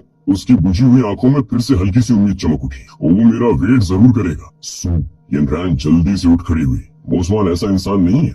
मुझे पता है मुझसे गलती हुई, लेकिन मोक्सन मुझे जरूर समझेगा। उसके हाथ कांप रहे थे जब उसने अपने बैग से एक नया सिम कार्ड निकाला, क्योंकि मोक्सवान उसके सारे कॉन्टैक्ट्स ब्लॉक कर चुका था। उसके पास यही आखिरी ऑप्शन बचा था। काफी देर हेजिटेट करने के बाद उसने वही नंबर डायल किया जो हमेशा उसकी चैट लिस्ट में सबसे ऊपर पिन रहता था। हर रिंग के साथ उसका हार्ट बीट और तेज हो रहा था। फाइनली कॉल कटने से ठीक पहले किसी ने उठा लिया, लेकिन अगले ही पल एक लेजी और सेडक्टिव फीमेल वॉइस सुनाई दी, जिसमें हल्की सी थकान मिक्स थी। Who is this? वो आवाज सुनते ही सू यन रैन को ऐसा लगा जैसे कोई उसे बर्फ के तहखाने में फेंक चुका हो। तुम कौन हो? इस फोन का ओनर कहाँ है? उसकी आवाज गुस्से से कांप रही थी। दूसरी तरफ कुछ सेकंड साइलेंस रहा, फिर अचानक वो लड़की हंस पड़ी। ओह, तो तुम हो सू यन रैन? उसकी आवाज में मजाक और सुपीरियरिटी दोनों थे। अभी रात के 11:49 हो रहे हैं और उसका फोन मेरे हाथ में है। अब तुम खुद सोच लो मैं कौन हूँ। मोसवान को फोन दो। सू यन रैन चीखना चाहती थी, लेकिन उसकी आवाज डर और गुस्से से कांप रही थी। दूसरी तरफ वो लड़की और भी अम्यूज लग रही थी। सॉरी, अभी पॉसिबल नहीं है, उसने जानबूझकर धीरे कहा। वो अभी सोया है आखिर। 4 आवर्स तक काफी टायर्ड हो गया था। ये सुनते ही सू यन रैन का चेहरा गुस्से और ह्यूमिलिएशन से लाल हो गया। शेमलेस। लेकिन दूसरी तरफ वाली लड़की बिल्कुल भी नहीं रुकी। वैसे एक बात याद रखना, उसकी आवाज अचानक कोल्ड हो गई। अब मैं उसकी वुमन हूँ, और सिर्फ इतना ही नहीं। कुछ सेकंड रुककर वो हल्का सा हंसी। मेरे पास उसका बच्चा भी है। उस समय लुसिया नाइट गाउन पहने बेड पर बैठी थी। उसका चेहरा हल्का लाल था, जबकि लुमांगी बाथरूम से बाहर आई, टॉवल से अपने बाल सुखाते हुए। उसके चेहरे पर भी डेंजरस खुशी साफ दिख रही थी। इम्पॉसिबल, वो ऐसा नहीं कर सकता। सू यारन खुद को कन्विंस करने की कोशिश कर रही थी, लेकिन लुसिया ने प्रोवोक करते हुए कहा, नथिंग इज इम्पॉसिबल। तुमने ही तो उसे छोड़ दिया था ना। फिर उसकी आवाज अचानक इतनी ठंडी हो गई कि फोन की दूसरी तरफ खड़ी सू यारन तक सिहर उठी। अब दोबारा उसे कांटेक्ट मत करना। कुछ सेकंड साइलेंस रहा, वरना मैं तुम्हें ऐसा रिग्रेट दूंगी कि तुम जिंदगी भर भूल नहीं पाओगी। उसकी आवाज में मजाक नहीं था, सिर्फ मैडनेस और हेट था। तुमने उससे उसके कई साल छीन लिए। लुसिया धीरे धीरे बोली, वो सिर्फ मेरा और मेरी सिस्टर का है। इस लाइफ में भी और अगली हर लाइफ में भी ये सुनते ही सुलियान रैन पैनिक में कॉल काट देती है। उसका दिमाग पूरी तरह ब्लैंक हो चुका था। वो थ्रेट मजाक नहीं लग रही थी, उसमें ऐसा ऑब्सेशन था जो किसी को भी डरा दे। ये दोनों आखिर हैं कौन? उसने याद करने की कोशिश की। सिस्टर्स? लेकिन उसे मून के फ्रेंड सर्कल में ऐसी कोई सिस्टर्स याद नहीं थी और वो सेडक्टिव वॉइस उसे अजीब तरह से फैमिलियर लग रही थी, लेकिन वो याद नहीं कर पा रही थी कहाँ सुनी है। फेक है, ये सब फेक है। सुलियान रैन खुद को समझाने लगी, वॉइस चेंजर होगा, हाँ वही होगा। फिर उसने मजबूरी में खुद को दिलासा दिया, मोक्सन तुम अभी भी मुझे केयर करते हो, इसलिए ये चाइल्डिश ड्रामा कर रहे हो। दूसरी तरफ लूशिया ने हल्की मुस्कान के साथ फोन को देखा। उसने कैजुअली नंबर ब्लॉक किया और फोन साइड में फेंक दिया। वहीं लू मांगी टॉवल फेंककर सीधे बीट पर चढ़ गई और मून को किस करने लगी। लेकिन वो एक्सवान की हालत थोड़ी स्ट्रेंज थी। उसकी आंखें आधी खुली हुई थी, जैसे उसे सब महसूस हो रहा हो, लेकिन वो पूरी तरह कॉन्शियस भी ना हो। सिस्टर, उसे कुछ होगा तो नहीं? लू मांगी ने धीरे से पूछा। लूशिया ने उसे घूरा, फिर हल्का सा पुश कर दिया। अभी जो कर रही थी तब तो चिंता नहीं हो रही थी। उसने कोल्ड टोन में कहा, रिलैक्स, एक दो बार से कुछ नहीं होगा। ये ड्रग बस उसकी थोड़ी कॉन्शियसनेस बचा कर रखती है। ओवरऑल वो सेमी कॉन्शियस स्टेट में ही रहेगा। फिर उसने धीरे से मून की गर्दन पकड़ ली। अगर तुम इंसिस्ट न करती तो मैं ये यूज भी नहीं करती, लेकिन अभी तो तुम मुझसे भी ज्यादा क्रेजी थी। लू मांगी हंस पड़ी। तभी लुशिया ने अपनी आर्म्स मेरी नेक के अराउंड लपेट ली और धीमी आवाज में फुसफुसाई, किस मी मून। और मैं जैसे किसी पपेट की तरह उसके होठों की तरफ झुक गया। मुझे बस इतना महसूस हो रहा था जैसे मैं किसी नाइटमेयर में फंस चुका हूँ, जहाँ दो फीमेल डेमंस मुझे पूरी तरह अपने कब्जे में ले चुकी। उनके चेहरे साफ नहीं दिख रहे थे, लेकिन उनकी हंसी मेरे कानों में लगातार गूंज रही थी। मुझे उसकी और लू मांगी की वो ऑलमोस्ट पागल कर देने वाली पोजेसिवनेस साफ महसूस हो रही थी। उनकी फुसफुसाहटें जैसे सीधे मेरे दिमाग में घुस रही थी। तुम सिर्फ हमारे हो, जो लोग तुम्हें हमेशा प्यार करेंगे वो भी सिर्फ हम हैं। डरो मत, हम तुम्हें हैं, हमेशा प्यार करेंगे। सिर्फ तुम्हें मेरी पूरी बॉडी में जैसे ताकत ही नहीं बची थी रेजिस्ट करने का मन होते हुए भी। मैं कुछ कर नहीं पा रहा था। हर विस्पर मुझे और नीचे खींच रही थी। ऐसा लग रहा था जैसे अगर मैं खुद को पूरी तरह इनके हवाले कर दूं तो शायद इतना बुरा भी नहीं होगा। सो जाओ मून। लूशिया ने धीरे से मेरे गाल पर किस किया। उसकी आवाज बेहद सॉफ्ट थी, लेकिन उसमें ऑब्सेशन छुपा हुआ था। कल तुम्हें कुछ याद नहीं रहेगा। वो हल्का सा मुस्कुराई, लेकिन कोई बात नहीं, मैं तुम्हें खुद अपनी मर्जी से हमारे पास रहने पर मजबूर कर दूंगी। इतना कि तुम कभी हमें छोड़कर जा ही नहीं पाओगे। अभी सुबह जब मेरी आंख खुली तो पूरा शरीर दर्द कर रहा, खासकर शोल्डर्स में अजीब सी भारी अच्छी थी। मैं यहाँ क्यों सो रहा हूँ? मैंने रूम की डेकोरेशन को देखकर हैरानी से चारों तरफ देखा। ये क्लियरली वही रूम था जहाँ लुइया और लुमेनी स्टे कर रही। तुम उठ गए। तभी लूजिया हाथ में एक ग्लास मिल्क लेकर अंदर आई। वो बेड के किनारे बैठ गई और उसके चेहरे पर हल्की गिल्ट दिखाई दी। सॉरी मून, लेटली काम का प्रेशर बहुत ज्यादा था, इसलिए मुझे ठीक से स्लीप नहीं आ रही थी। उसने धीरे से कहा, कल मैंने वाइन में थोड़ा स्लीप एड मिक्स किया था, लेकिन पहली बार यूज कर रही थी तो डोसेज सही नहीं बैठा। ये सुनकर मैंने कंफ्यूजन में उसकी तरफ देखा। कुछ तो गलत लग रहा था। कोई नॉर्मली वाइन में मेडिसिन डालता है क्या? शायद लुइया को पहले से अंदाजा था कि मैं डाउट करूंगा। उसने बेड साइड टेबल की तरफ इशारा किया। खुद देख लो, मैं झूठ नहीं बोल रही। मैंने उसकी उंगली फॉलो की। वहाँ सच में स्लीप एड मेडिसिन का बॉक्स रखा, लेकिन फिर भी मेरे मन का डाउट पूरी तरह खत्म नहीं हुआ। तुमने कितना डाला था? मुझे ऐसा क्यों लग रहा है जैसे कल रात में मैंने बहुत कोशिश की याद करने की, लेकिन रात की मेमोरीज धुंधली थी। तभी लुइया ने मिल्क मेरी तरफ बढ़ाया, क्योंकि मैनी और मैंने तुम्हें 2 एक्स्ट्रा ग्लासेस और पिला दिए थे। वो हल्का सा हंसी। फिर तुम यहीं सो गए, मैं और मैनी बच्चों के साथ सो गए। तभी मेरी नजर उसकी आंखों के नीचे बने डार्क सर्कल्स पर गई और दिल में हल्का गिल्ट आया। क्या हम लोगों ने तुम्हें डिस्टर्ब किया? मैंने पूछा। नहीं, लूसिया मुस्कुराई। बच्चे बहुत वेल बिहेव्ड हैं। फिर उसने मजाकिया टोन में कहा, बस कल 4 लोग एक साथ स्क्वीज होकर सोए थे तो थोड़ा अनकंफर्टेबल था। उसकी बात सुनकर मैं ऑकवर्ड फील करने लगा। तभी वो धीरे से बोली, एक्चुअली मैं यहीं रुककर तुम्हारा ध्यान रखना चाहती थी, लेकिन तुम हमेशा हमें दूर पुश कर देते हो। नहीं, ऐसी बात नहीं। मैं कुछ बोल पाता उससे पहले लुइया ने अचानक अपनी उंगली मेरे होठों पर रख दी। वो अचानक हुई क्लोजनेस मेरे कान तक लाल कर गई। मुझे पता है उसकी आवाज बेहद जेंटल थी। शुरुआत में जो हुआ वो तुम भी नहीं चाहते थे, और तुम हमेशा उसके लिए गिल्टी फील करते हो। लूशिया ने धीरे से हाथ पीछे खींच लिया। और तुम्हें पता है ना, मेरी सिस्टर भी तुम्हें पसंद करती है। हम दोनों तुम्हारे बच्चों की माँ है, तो तुम्हारा कंफ्यूज होना नॉर्मल है। फिर उसने मिल्क मेरी तरफ बढ़ाया, मुस्कुराई और खड़ी हो गई। कोई जल्दी नहीं है, मैं वेट कर सकती है, मांगी भी कर सकती है। आप जल्दी उठो, लगभग नून हो चुका। मैंने एक काफी अच्छा जापानीज रेस्टोरेंट बुक किया है। थोड़ी देर में बच्चे भी तुम्हें ढूंढते हुए आ जाएंगे। उसकी बात सुनकर मेरे होंठ हल्के कांपे, लेकिन मैं शुरुआत वाली बात के बारे में कुछ भी नहीं कह पाया। अंदर कहीं न कहीं मुझे हमेशा लगता था कि कुछ ठीक नहीं है, लेकिन मैंने कभी इमेजिन भी नहीं किया था कि लुओ सिस्टर्स किसी स्कीम में इन्वॉल्व हो सकते। उनके साथ इतना टाइम बिताने के बाद मैं उनकी फेवरेटिज्म साफ महसूस कर सकता था, और शायद इसी वजह से धीरे धीरे मेरे अंदर भी ये अटैचमेंट बनने लगी थी। जाना है या रुकना, लुइया या लुमेनी, मैं खुद नहीं समझ पा रहा था। तभी अचानक मेरे दिमाग में एक डेंजरस थॉट आया, क्यों ना दोनों ही।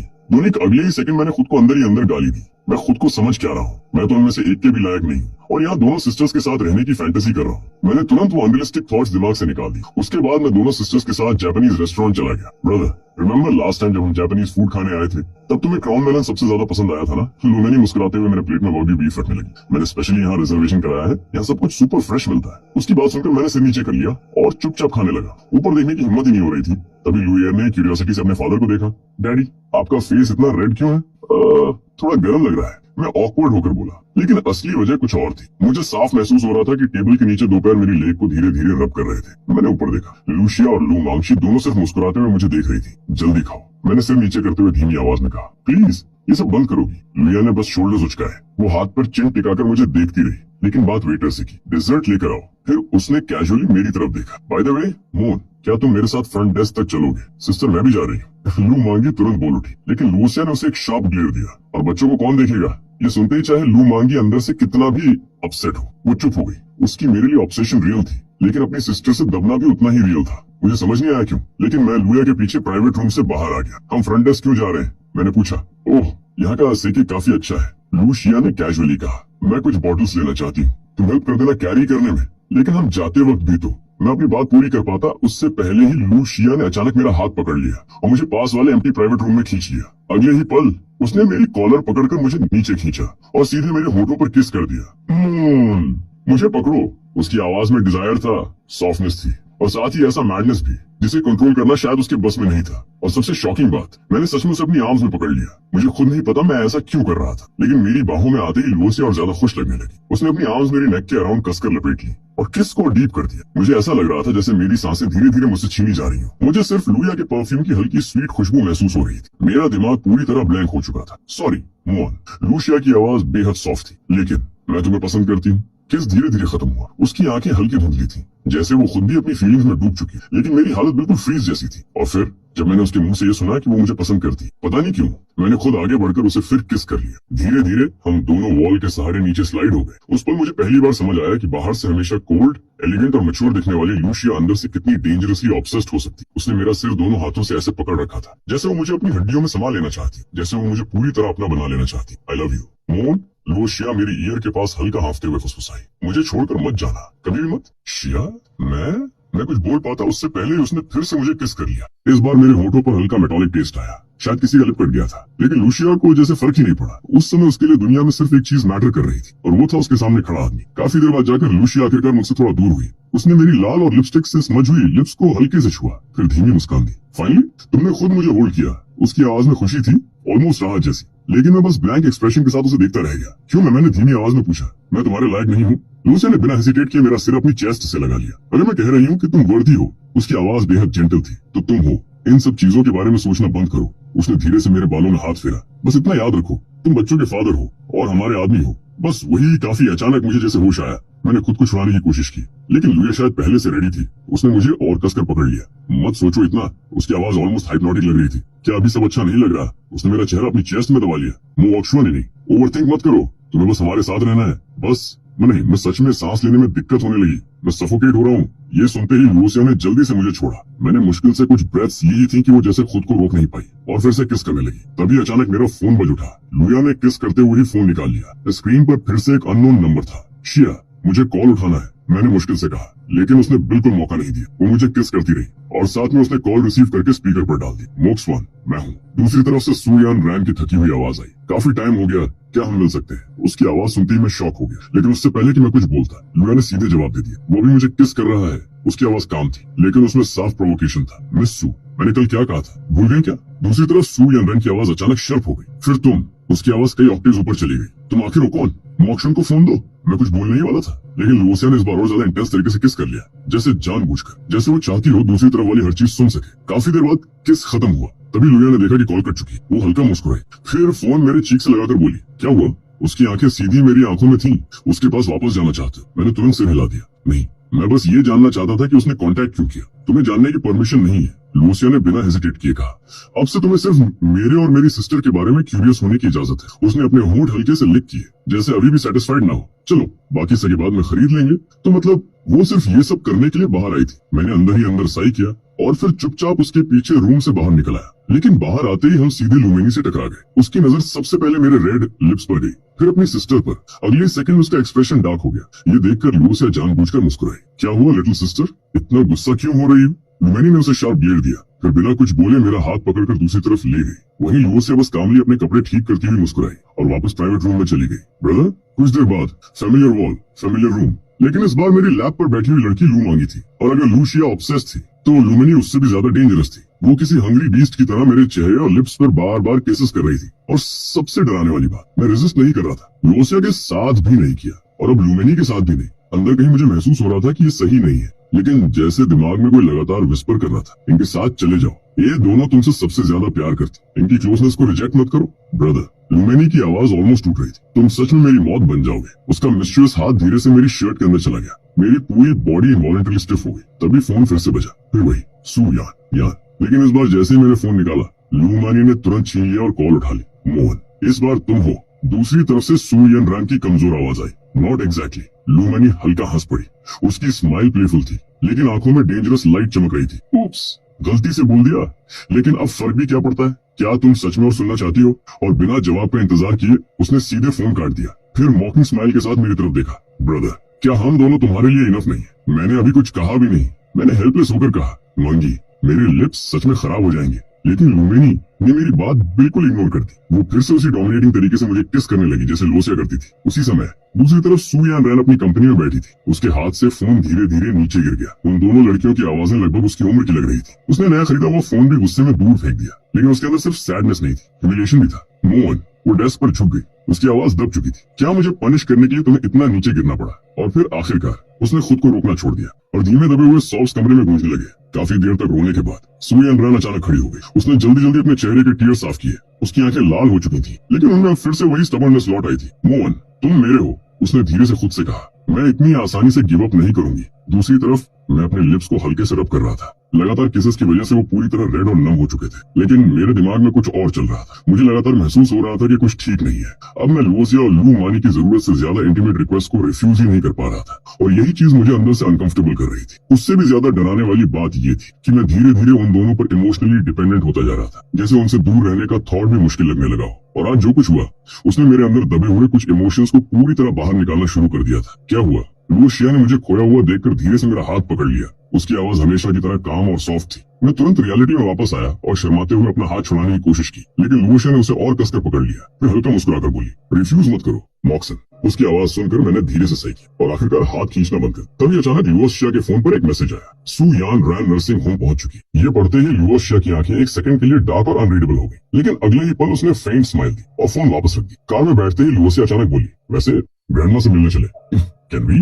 बच्चों की आंखें एक्साइटमेंट से चमक उठी। सच कहूं तो मैं भी बच्चों को ग्रैंडमा से ज्यादा मिलवाना चाहता था, लेकिन मुझे हमेशा लगता था कि मुझे ऐसा आस्क करने का हक नहीं है। आखिर मेरी करंट सिचुएशन कोई प्राउड होने वाली चीज नहीं थी, और ऊपर से लू फैमिली इन दोनों बच्चों को लेकर बेहद प्रोटेक्टिव थी, इसलिए मैं हमेशा हेजिटेंट रहता था। इट्स ओके, लुओसिया मुस्कुराई। बच्चों को उनकी ग्रेट ग्रैंडमदर बहुत पसंद है, लेकिन उसके अंदर एक और वजह भी थी। वो सू यान रैन के चेहरे पर पूरी होपलेसनेस देखने का इंतजार नहीं कर पा रही थी। नर्सिंग होम में ग्रैंडमा ऑकवर्ड एक्सप्रेशन के साथ सू यान रैन को देख रही थी। फिर वो धीरे से सही किया, यान, तुम इस बूढ़ी औरत से मिलने आई हो, लेकिन तुम्हारे दिल में कोई और बात भी है ना? ये सुनते ही सू यान रैन खुद को रोक नहीं पाई। ग्रैंडमा, मुझे रिग्रेट हो रहा है। उसकी आवाज टूट गई। उस समय मुझे मो जिनपिंग ने डिसीव किया था। मैं अब एंगेजमेंट नहीं करना चाहती। मैं मोहन से शादी करना चाहती। ग्रैंडमा कुछ सेकंड तक उसे देखती रही, फिर उनकी आवाज थोड़ी स्टर्न हो गई। यान, रैन, मैं तुम्हें तुम्हारे पास्ट के लिए ब्लेम नहीं करना चाहती। एक, तुम्हारी ग्रैंडमदर की रिस्पेक्ट की वजह से, और दूसरा, जो हो गया वो हो गया। फिर उनकी आंखें शार्प हो गई। लेकिन सच सच सोचो, मोक्सवान को फ्रेम किए जाने से पहले सू ने क्या किया था? क्या तुम्हें सच में लगता है मुझे कुछ पता नहीं था? ये सुनते ही सू यान रैन का चेहरा सफेद पड़ गया। उसके होंठ कांपने लगे,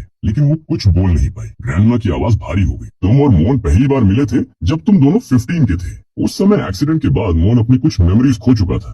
शुरुआत में मुझे नहीं लगा था कि तुम दोनों साथ रह पाओगे, लेकिन तुमने खुद कहा था कि तुम्हें मोक्सवान पसंद है, तभी एंगेजमेंट तय हुई। ग्रैंडमा की आंखों में डिसअपॉइंटमेंट साफ दिख रही थी, लेकिन उसके बाद तुम मो जिनपैंग के साथ सीक्रेटली डेट्स पर गई, उसके गिफ्ट्स एक्सेप्ट किए और तुम उसके साथ होटल तक गई। उस समय तक तुम्हारा और मोक्सवान का ब्रेकअप भी नहीं हुआ। ये सुनते ही ऐसा लगा जैसे सू यान रैन पर बिजली गिर गई हो। उसका पूरा शरीर कांप उठा। उसने सिर झुका लिया। ग्रैंडमा की आंखों में देखने की हिम्मत नहीं हुई। सोच रही हो मुझे कैसे पता चला? ग्रैंडमा ने कोल्ड स्माइल दी। मो जिनपैंग जैसा प्लेबॉय जितनी प्रॉब्लम्स क्रिएट करता था, उतनी मेरे बेटे को साफ करनी पड़ती थी। मैंने तुम्हारी ग्रैंडमदर को उसी समय सब बता दिया था, लेकिन मुझे पता था तुम सोचोगी कि मैं मोक्सवान की तरफ बायस्ड हूँ, इसलिए तुम यकीन नहीं करती। फिर ग्रैंडमा की आवाज अब भारी हो गई। अगले ही दिन उसने मोहन को प्रोवोक किया था। क्या तुम्हें नोटिस नहीं हुआ? उस दिन के बाद से ही मोहन तुमसे डिस्टेंस बनाने लगा था। तुम सोचती रही कि एंगेजमेंट तोड़ने से उसे हर्ट हुआ, लेकिन सच, ग्रैंडमा ने सीधा उसकी तरफ देखा। तुमने उसे उससे बहुत पहले हर्ट कर दिया था। नहीं ग्रैंडमा। सू यान रैन अचानक खड़ी हो गई। उसकी आवाज कांप रही थी। उस दिन होटल में वैसा कुछ नहीं हुआ था। उससे फर्क पड़ता है क्या?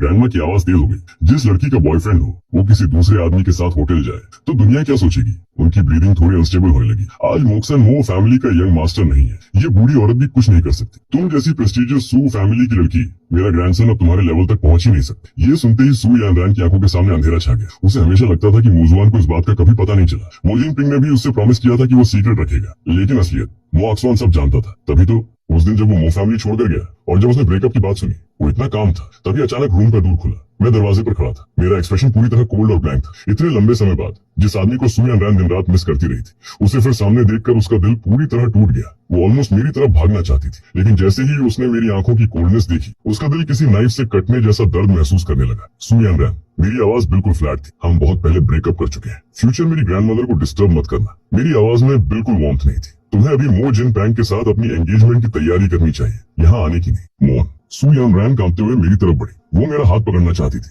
लेकिन तभी मेरे दोनों साइड से दो छोटी लिटिल डम्पलिंग्स बाहर झांक गई। उन्होंने क्यूरियोसिटी से सू यान रैन को देखा, फिर मेरी तरफ देखकर पूछा, डैडी ये कौन है? वो एक सिंपल सवाल था, लेकिन सू यान रैन के शरीर की सारी ताकत उसी पल खत्म हो। वो खुद को बार बार कन्विंस करना चाहती थी कि ये दोनों बच्चियां मोन की नहीं हो सकती, लेकिन उनकी आंखें, उनका चेहरा, सब कुछ मौकवान जैसा था, जैसे सेम मोड से बने हो। तुम शादीशुदा हो? उसकी आवाज टूट चुकी। नहीं, मैंने शांत आवाज में कहा, लेकिन ये दोनों सच में मेरी बेटियां हैं। फिर मैं झुककर लुई, एर और लुएरर के सिर पर धीरे से हाथ फेरने लगा। हेड्स, ग्रेट ग्रैंडमा उधर है, जाओ ना, हेलो बोलो। दोनों छोटे डम्पलिंग्स अपनी छोटी छोटी स्टेप से भागते हुए बेड के पास पहुंच गए। उन दोनों को देखते ही ग्रैंडमा का चेहरा पूरी तरह ग्लो अप हो गया। अरे मेरे बेबीज आ गए, इधर आओ। ग्रेट ग्रैंडमा फील करे जरा कितने चबी हो गए तुम लोग। सू यान रैन पूरी तरह फ्रीज होकर उन दोनों बच्चों को देखती रही। फिर धीरे से उसने मेरी तरफ देखा। माहौल इतना ऑकवर्ड हो चुका था कि हवा तक भारी लग रही थी। तभी मो शुआन ने ब्लैंक एक्सप्रेशन के साथ दूर की तरफ इशारा किया, बाहर बात करते हैं। इतना बोलकर मैं सीधे हॉस्पिटल रूम से बाहर निकल गया। मुझे जाते देख सू यान भी जल्दी से पीछे आ गई, लेकिन जैसे ही वो रूम से बाहर निकली, उसकी नजर सीधे लू, शिया और लू मंगची पर पड़ी, जो पहले से बाहर खड़ी थी। सुयान हमेशा अपनी ब्यूटी और फिगर को लेकर काफी कॉन्फिडेंट रहती थी, लेकिन लू सिस्टर्स को देखते ही उसके अंदर अचानक एक दबाव सा फील होने लगा। हेलो मिस सू, लू मंगची ने हल्की स्माइल के साथ कहा। वहीं दूसरी तरफ लू शिया ने आउटसाइडर्स के सामने फिर वही कोल्ड क्वीन वाला मोड ऑन कर लिया। उसने बस हल्का सा हाथ हिलाया और आर्म्स फोल्ड करके अपनी ऑलमंड आई से सुयान को ऊपर से नीचे तक साइलेंटली इंस्पेक्शन करना शुरू कर दिया। लू मंगची की आवाज सुनते ही सुयान की स्कैल्प तक सुन्न पड़ गई, क्योंकि दूसरी फोन कॉल में जो आवाज आई थी वो लगभग इसी जैसी थी। तभी लू मंगची मुस्कुराई। ब्रदर, हमारे लिए ड्रिंक्स लेकर आओगे? कुछ बातें गर्ल्स आपस में बेटर डिस्कस कर सकती हैं, राइट? मैं कुछ बोलने ही वाला था कि लू शिया ने अचानक मेरे हाथ के पीछे हल्की टैप दी। उसके चेहरे की सारी कोल्डनेस गायब हो गई और उसकी जगह एक बेहद जेंटल स्माइल आ गई। जाओ, सब ठीक है। मैंने कुछ सेकंड सोचा, फिर हल्का सा नोट किया। जाने से पहले मैं मुड़कर सुयान से बोला, यान, जो पास था वो खत्म हो चुका है, अब हमें रियलिटी फेस करनी चाहिए। मेरी बात सुनकर सुयान ऑलमोस्ट पैनिक में मेरे पीछे आने लगी, लेकिन तभी लू शिया ने उसकी तरफ सिर घुमाकर देखा। उसकी वो बर्फ जैसी ठंडी नजर इतनी टेरिफाइंग थी कि सू यान वहीं रुक गई। मिस सू, अंदर जो बच्चे हैं वो मेरी और मेरी सिस्टर के हैं, और उनके फादर ऑब्वियसली ब्रदर मो शुआन है। लू मंगची ने हैंड्स पीछे बांधते हुए स्माइल की, लेकिन उसकी आईज में बिल्कुल वार्मथ नहीं थी। ये सब इसलिए बता रही हूँ ताकि आप फाइनली गिव अप कर दो, और ऑनेस्टली मुझे डर नहीं है कि तुम ये बात किसी को बता दोगी। मिस सू स्मार्ट है, कॉन्सिक्वेंसेस समझती होंगी, राइट? सू यान के होंठ हल्के कांपे। तुम और वाइस प्रेसिडेंट लू, एग्जैक्टली। लू मंगची की स्माइल और डीप हो गई। शॉक लगा ना? लेकिन मिस सू, आपने खुद देख लिया, चाहे मैं हूँ या मेरी सिस्टर। ऑनेस्टली बताइए, सू फैमिली की यंग लेडी होकर भी आप हमें से किससे कंपेयर कर सकती हो? ये सुनते ही सुयान के अंदर एक अजीब हेल्पलेसनेस भर गई। उसे समझ ही नहीं आ रहा था कि सांस कैसे ले। मो शुआन के बच्चे हैं, और वो भी लुओ सिस्टर्स से। सबसे अनबिलीवेबल बात ये थी कि लुओ फैमिली ने ये रिलेशनशिप एक्सेप्ट भी कर लिया था। तभी लू शिया के होठों पर हल्की स्माइल आई। मिस सू, मैंने बात बिल्कुल क्लियर कर दी है, आप पास्ट हो, आगे से मो शुआन से कांटेक्ट मत करना। उसकी आवाज अचानक और ठंडी हो गई। अदरवाइज मुझे सू फैमिली को थोड़ा ब्लीड करवाने में बिल्कुल प्रॉब्लम नहीं होगी। कुछ सेकंड्स की साइलेंस के बाद उसने प्रोवोकेटिव टोन में पूछा, तो बताइए मिस सू, हमारे सामने कॉम्पीट करने के लिए आपके पास है क्या? फिर उसने हल्की हंसी के साथ कहा, और वैसे भी चोरी की टेंडरनेस हमेशा चीप लगती है। What do you mean? Stolen word सुनते ही सू यान विजिबली नर्वस हो गई। मैंने क्या चुराया? मैं और मो शुआन बचपन से एक दूसरे को जानते हैं। मैं उसे तुम लोगों से कहीं ज्यादा अंडरस्टैंड करती हूँ। लेकिन अगले ही सेकंड लू मंगची ने उसके बाल पकड़कर जोर से एक स्लैप मार दिया। थप्पड़ इतना हैवी था कि सू यान का चेहरा तुरंत सूज गया और उसके कानों में रिंगिंग शुरू हो गई। लू मंगची की आंखें पूरी तरह हिंसा और किलिंग इंटेंट से भरी हुई थी। अगर तुम नहीं होती तो मैं उससे इतने साल अलग कभी नहीं होती। उसका वॉइस ऑलमोस्ट ट्रेम्बलिंग था। सू यान रैन, मो शुआन ने 15 साल की उम्र में मेमोरी क्यों लूज की थी? हिम्मत है तो उसे सच बताओ। 15 साल। ये सुनते ही सुयान का चेहरा पूरी तरह पेल पड़ गया। तभी लुशिया आगे आई और अपनी सिस्टर का हाथ पकड़ लिया। फिर उसने कोल्ड ऑरा के साथ सुयान की तरफ देखा। वो प्रेशर इतना टेरिफाइंग था कि सुयान खुद ब खुद पीछे हट गई। सुयान, मैं तुम्हें एक चांस दे सकती हूँ? उसकी आवाज शांत थी, लेकिन उसी वजह से और डरावनी लग रही थी। देखो, मैं और मेरी सिस्टर ऑलरेडी मो शुआन को शेयर कर रहे हैं। मुझे फर्क नहीं पड़ता अगर उसके पास एक वुमन और हो। ये सुनते ही लू मंगची तुरंत कुछ बोलने वाली थी, लेकिन लुशिया ने सिर्फ एक नजर से उसे चुप करा दिया। वहीं दूसरी तरफ सुयान को लग रहा था कि सामने खड़ी वुमन लिटरली इंसेन है। ये सिस्टर्स एक हस्बैंड शेयर कर रही थी, उसके बच्चे भी थे, और अब वो उसे मिस्ट्रेस बनने का मौका दे रही थी। बस मेरे लिए एक काम कर दो, लुशिया ने कॉन्फिडेंस स्माइल के साथ कहा, फिर तुम्हें भी ये चांस मिल जाएगा। सो सुयान रैन, डील मंजूर है। कुछ देर बाद मैं सॉफ्ट ड्रिंक्स का बैग लेकर वापस आया। लेकिन सुयान वहाँ नहीं थी। लूशिया डोर के पास खड़ी थी। मुझे देखते ही उसने प्यार से मेरा आर्म पकड़ लिया। उसकी आवाज अब फिर से सॉफ्ट हो चुकी थी। डोंट वरी, मैंने उससे बात कर ली। मैंने हल्की साई ली। सॉरी, मुझे खुद उससे बात करनी चाहिए थी। समझ नहीं आता, उसकी शादी होने वाली है फिर भी वो मुझे ढूंढने क्यों आई। बस करो अब। लूशिया बिल्कुल जेंटल वाइफ की तरह मेरे कपड़े ठीक करने लगी। मंची अंदर है। तुम, मैं और बच्चे थोड़ा और टाइम ग्रैंडमा के साथ स्पेंड करेंगे। मुझे बस एक कॉल हैंडल करनी है। कंपनी के मैटर्स हैं तो तुम पहले वापस जा सकती हो। शिया, मैंने धीरे से कहा, लेकिन लूशिया ने तुरंत सिर हिलाया। इट्स फाइन, ब्रदर कंपनी में है, पहले ग्रैंडमा को रेस्ट करने देते हैं, फिर हम सब साथ में घर जाएंगे। उसने जानबूझकर घर जाएंगे शब्दों पर एक्स्ट्रा जोर दिया। उन 2 शब्दों में इतनी वार्मथ थी कि मेरा दिल अचानक अजीब तरीके से गर्म हो गया। मैंने बस हल्का सा स्माइल करके सिर हिला दिया। जैसे ही वो डोर खोलकर अंदर जाने वाली थी, मैंने जल्दी से बैग में हाथ डाला और मिनरल वाटर की बोतल निकालकर उसकी तरफ बढ़ा दी। मुझे पता है तुम्हें सॉफ्ट ड्रिंक्स ज्यादा पसंद नहीं। लूशिया कुछ सेकंड्स तक मुझे देखती रही, फिर उसकी आंखों में बेहद सॉफ्ट एक्सप्रेशन आ गया। सिली, उसने प्यार से मेरा चेहरा टच किया, बोतल ली और धीमे से बोली, तुम अंदर जाओ पहले। हॉस्पिटल रूम का डोर बंद होते ही उसके चेहरे की सारी सॉफ्टनेस गायब हो गई। उसकी आंखें अचानक डार्क और अनरीडेबल हो चुकी थी। सुयान रान को चांस, उसके होठों पर कोल्ड स्माइल आई। अगर पॉसिबल होता तो मैं अपनी सिस्टर को भी तुम्हारे पास आने का मौका ना देती। उसने वही हाथ अपने चेहरे से लगाया जिससे उसने अभी मेरा चेहरा छुआ था, बिल्कुल ऐसे जैसे किसी लवर की वार्मथ महसूस कर रही हो। डोंट वरी मोशवान, मैं मो फैमिली को ऐसी ऐसी टॉर्मेंट दूंगी कि वो जिंदगी भर याद रखेंगे। उसकी आवाज धीरे धीरे और ऑब्सेशन से भरती गई।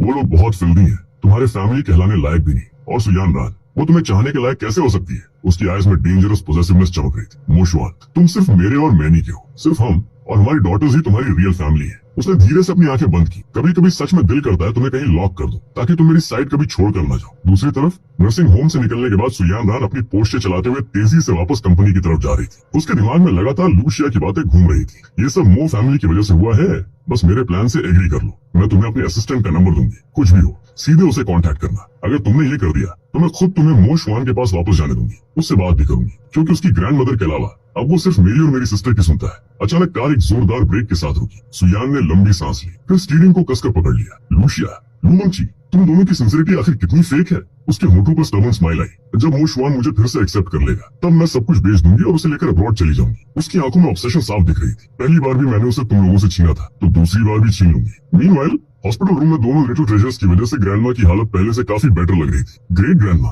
प्लीज खाओ ना। लू ने छोटी सी टैंजरीन उठाकर उनकी तरफ बढ़ाई। ग्रैंडमा कुछ सेकंड्स के लिए ब्लैंक रह गई, फिर उनकी आंखें पूरी तरह प्यार से भर गईं। अरे मेरी गुड गर्ल, तुम खाओ इसे। उन्होंने प्यार से लूएर के सिर पर हाथ फेरा, लेकिन छोटी बच्ची ने स्टबन तरीके से सिर हिलाया और अपनी चबी लिटिल हैंड में वो टैंजरीन आगे बढ़ाए रखी। आखिर ग्रैंडमा ने स्माइल करते हुए मुंह खोला, तभी लूएर खुशी से खिल उठी और धीरे से टैंजरीन उनके मुंह में रख दी। ग्रेट ग्रैंडमा, ज्यादा खाओगी तो जल्दी हेल्दी हो जाओगी। उसकी चाइल्डिश वॉइस सुनकर ग्रैंडमा की आंखें नम हो गई। उन्हें पता था शायद उनके पास ज्यादा टाइम नहीं बचा, लेकिन फिर भी उन्होंने मुस्कुराकर लूएर का चेहरा सहला। हाँ, हमारी लूएर सही कह रही, ग्रेट ग्रैंडमा खूब खाएंगी, ओके। तभी दूसरी तरफ से लूएर की छोटी सिस्टर भी चेरी लेकर आ गई। ग्रेट ग्रैंडमा ने चेरीज नहीं खाई, सब फिनिश करो। उसकी पिटीफुल वॉइस इतनी क्यूट थी कि ग्रैंडमा खुद को रोक नहीं पाई और दोनों बच्चियों को टाइटली हग कर ली। उनकी आंखों में टीयर्स थे। अगर पॉसिबल होता तो वो सच में अपने ग्रैंडसन और अपनी 2 ग्रेट ग्रैंड डॉटर्स के साथ कुछ साल और बिताना चाहती। ये सब देखकर मैंने कुछ नहीं कहा, बस साइलेंटली रूम से बाहर निकल गया। मुझे जाते देख लूं मंची तुरंत पीछे आ गई। मैं हॉलवे की विंडो के पास खड़ा होकर बाहर का मौसम देखने लगा। आसमान बिल्कुल साफ था,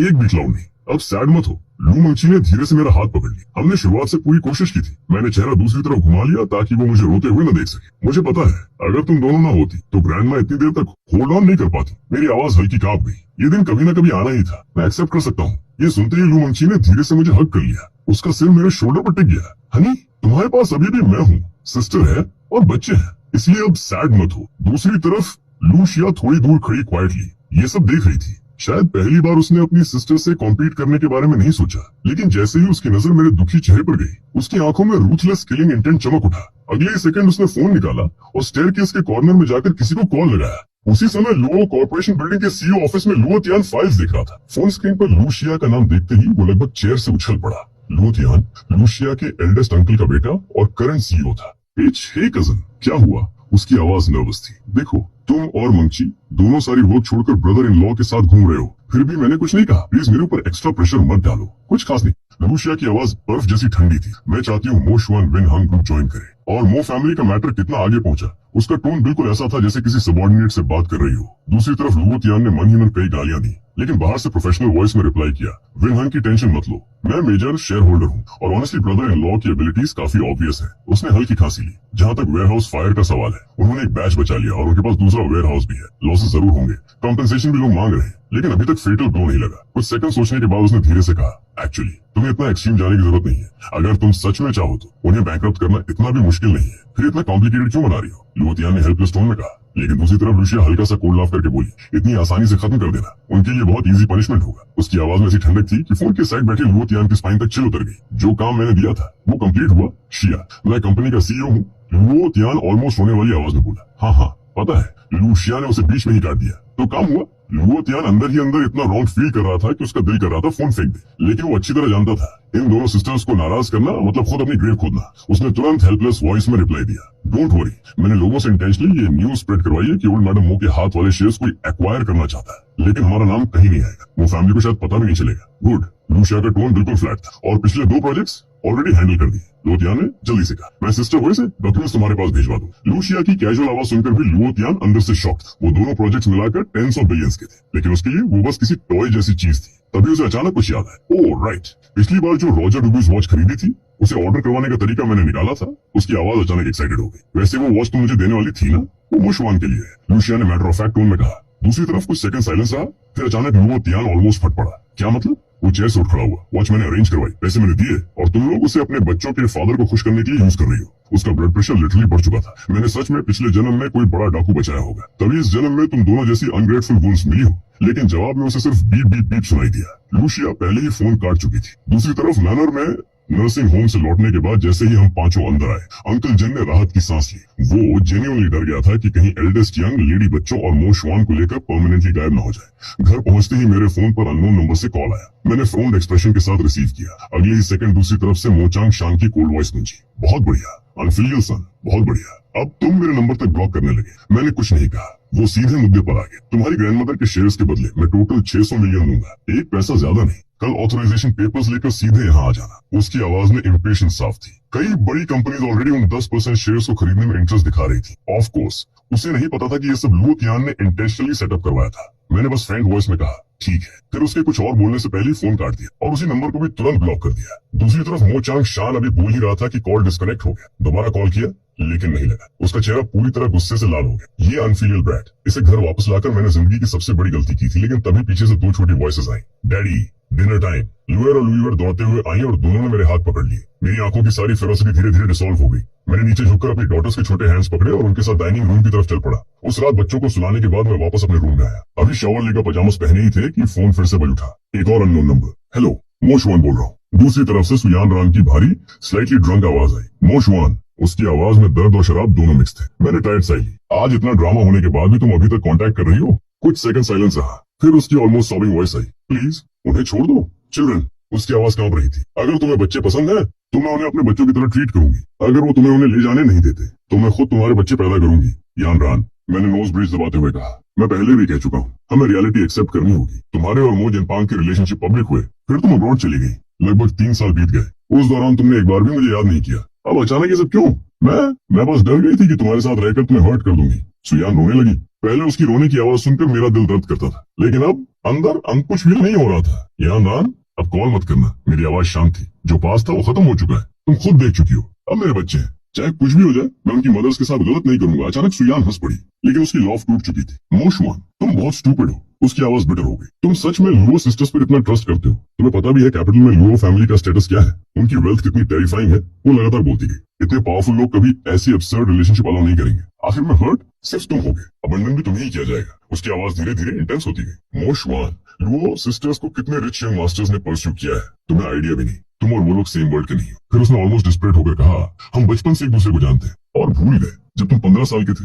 अगर मैं ना होती तो तुम मर चुके होते। ये सुनकर मैंने लंबी सांस ली। 15 साल की उम्र में एक्सीडेंट के बाद मैंने अपनी मेमोरी का हिस्सा खो दिया था। होश आने पर सबने कहा था कि मुझे सुयान रान ने बचाया। यान रान, मैं धीरे से कहा, मैं सिर्फ इस वजह से अपनी डॉटर्स को नहीं छोड़ सकता, और वैसे भी सबसे पहले बिट्रेयल तुमने किया था। इतना कहकर मैंने फोन काट दिया। इस बार मैंने नंबर ब्लॉक नहीं किया। दूसरी तरफ सुयान रान फोन पकड़े बस सिर पकड़कर रोती रह गई। मैं कुछ सेकंड्स तक उस कॉल हिस्ट्री को देखता रहा। आखिर उसने कभी मेरी जान बचाई थी। अगर उसे कभी सच में जरूरत पड़ी तो शायद मैं उसकी मदद कर दूं, लेकिन वापस उसके पास जाना वो पॉसिबल नहीं था। दरवाजा अचानक खुला। लूशिया ब्लैक और गोल्डन लाइट गाउन में खड़ी थी। उसकी अपीयरेंस इतनी स्टनिंग थी कि कुछ सेकंड्स के लिए मेरा दिमाग ब्लैंक हो गया। शिया, तुम ये? मैं थोड़ा ऑकवर्ड होकर बोल ही रहा था कि अगले ही सेकंड वो सीधे मेरी तरफ बढ़ी और कसकर मुझे हक कर लिया। मोशवान, मुझे तुम्हारी बहुत याद आ रही थी। उसकी आवाज बेहद सॉफ्ट थी, लेकिन उसकी आंखों में एक इंटेंस ऑब्सेशन साफ दिख रही थी। मैं पूरी तरह स्टन रह गया, इससे पहले कि मेरा दिमाग कुछ प्रोसेस कर पाता। लूशिया ने अचानक मेरा कॉलर पकड़कर मुझे किस कर लिया। उस पल मेरा पूरा दिमाग जैसे फ्रीज हो गया। इतने समय से मैं अपनी फीलिंग्स दबा कर रख रहा था। मैं खुद नहीं समझ पा रहा था कि सही क्या है गलत क्या है, इसलिए बस क्वाइटली उनके साथ रहना चूज किया था। लेकिन आज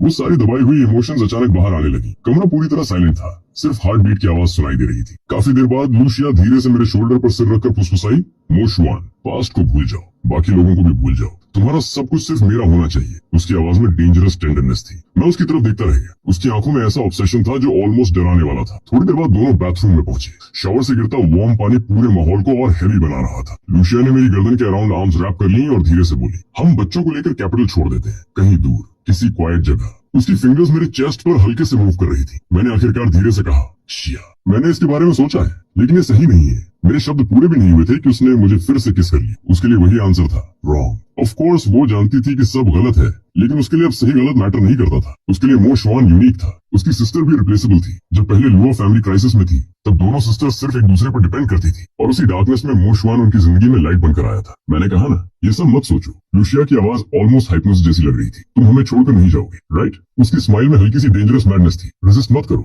खुद से झूठ मत बोलो। तुम क्लियरली हमसे प्यार करते हो। हमारी लुक्स, हमारा प्यार, सब तुम्हें चाहिए। उसकी आवाज धीरे धीरे मेरे दिमाग में उतरती जा रही थी। जब तुमने खुद को रोकना बंद किया, तब क्या तुम हैप्पी नहीं थे? मेरा दिमाग पूरी तरह ब्लैंक हो चुका था। शावर की आवाज तक जैसे गायब हो गई थी। पूरी दुनिया में सिर्फ उसकी विस्पर बची थी, मोशवान, तुम हमें रिजेक्ट नहीं कर सकते। उसकी आंखों में ऑलमोस्ट अनहेल्दी पोजेसिवनेस चमक रही थी। एडमिट इट, तुम हम दोनों के साथ रहना चाहते हो। कुछ देर बाद मैंने पहली बार बिना हेजिटेशन के उसे कसकर अपनी आर्म्स में भर लिया। मेरी आंखों में अब वो सप्रेस्ड हेजिटेशन नहीं थी, उनमें सिर्फ लूशिया का रिफ्लेक्शन दिखाई दे रहा था। थोड़ी देर बाद मैं पजामास पहने हुए एग्जॉस्टेड लूशिया को उठाकर उसके बेडरूम तक लेकर गया। मैंने धीरे से उसे बेड पर लिटाया। मोशवान, तुम यहीं नहीं रुक रहे। उसकी आवाज थोड़ी वीक थी, जैसे वो पाउट कर रही। मैंने उसके माथे पर हल्का किस किया और ऑकवर्ड स्माइल के साथ बोला, मुझे वापस जाना चाहिए, वरना सुबह बच्चे देख लेंगे और वो अच्छा नहीं होगा। ठीक है, इस बार लूशिया ने इंसिस्ट नहीं किया, तुम भी रेस्ट करो। मैंने उसके ऊपर ब्लैंकेट ठीक की, लाइट्स ऑफ की और क्वाइटली रूम से बाहर आ गया। हॉलवे में चलते हुए मैंने लंबी सांस ली। दिन में फोर्सिबली किस, रात में सरप्राइज अटैक। मैं खुद से हंस पड़ा। मुझे हमेशा लगता था मेरी सेल्फ कंट्रोल बहुत स्ट्रांग है, लेकिन अब लग रहा है वेट नूडल से भी वीक निकली। सिर हिलाते हुए मैं अपने रूम में वापस आया, लेकिन जैसे ही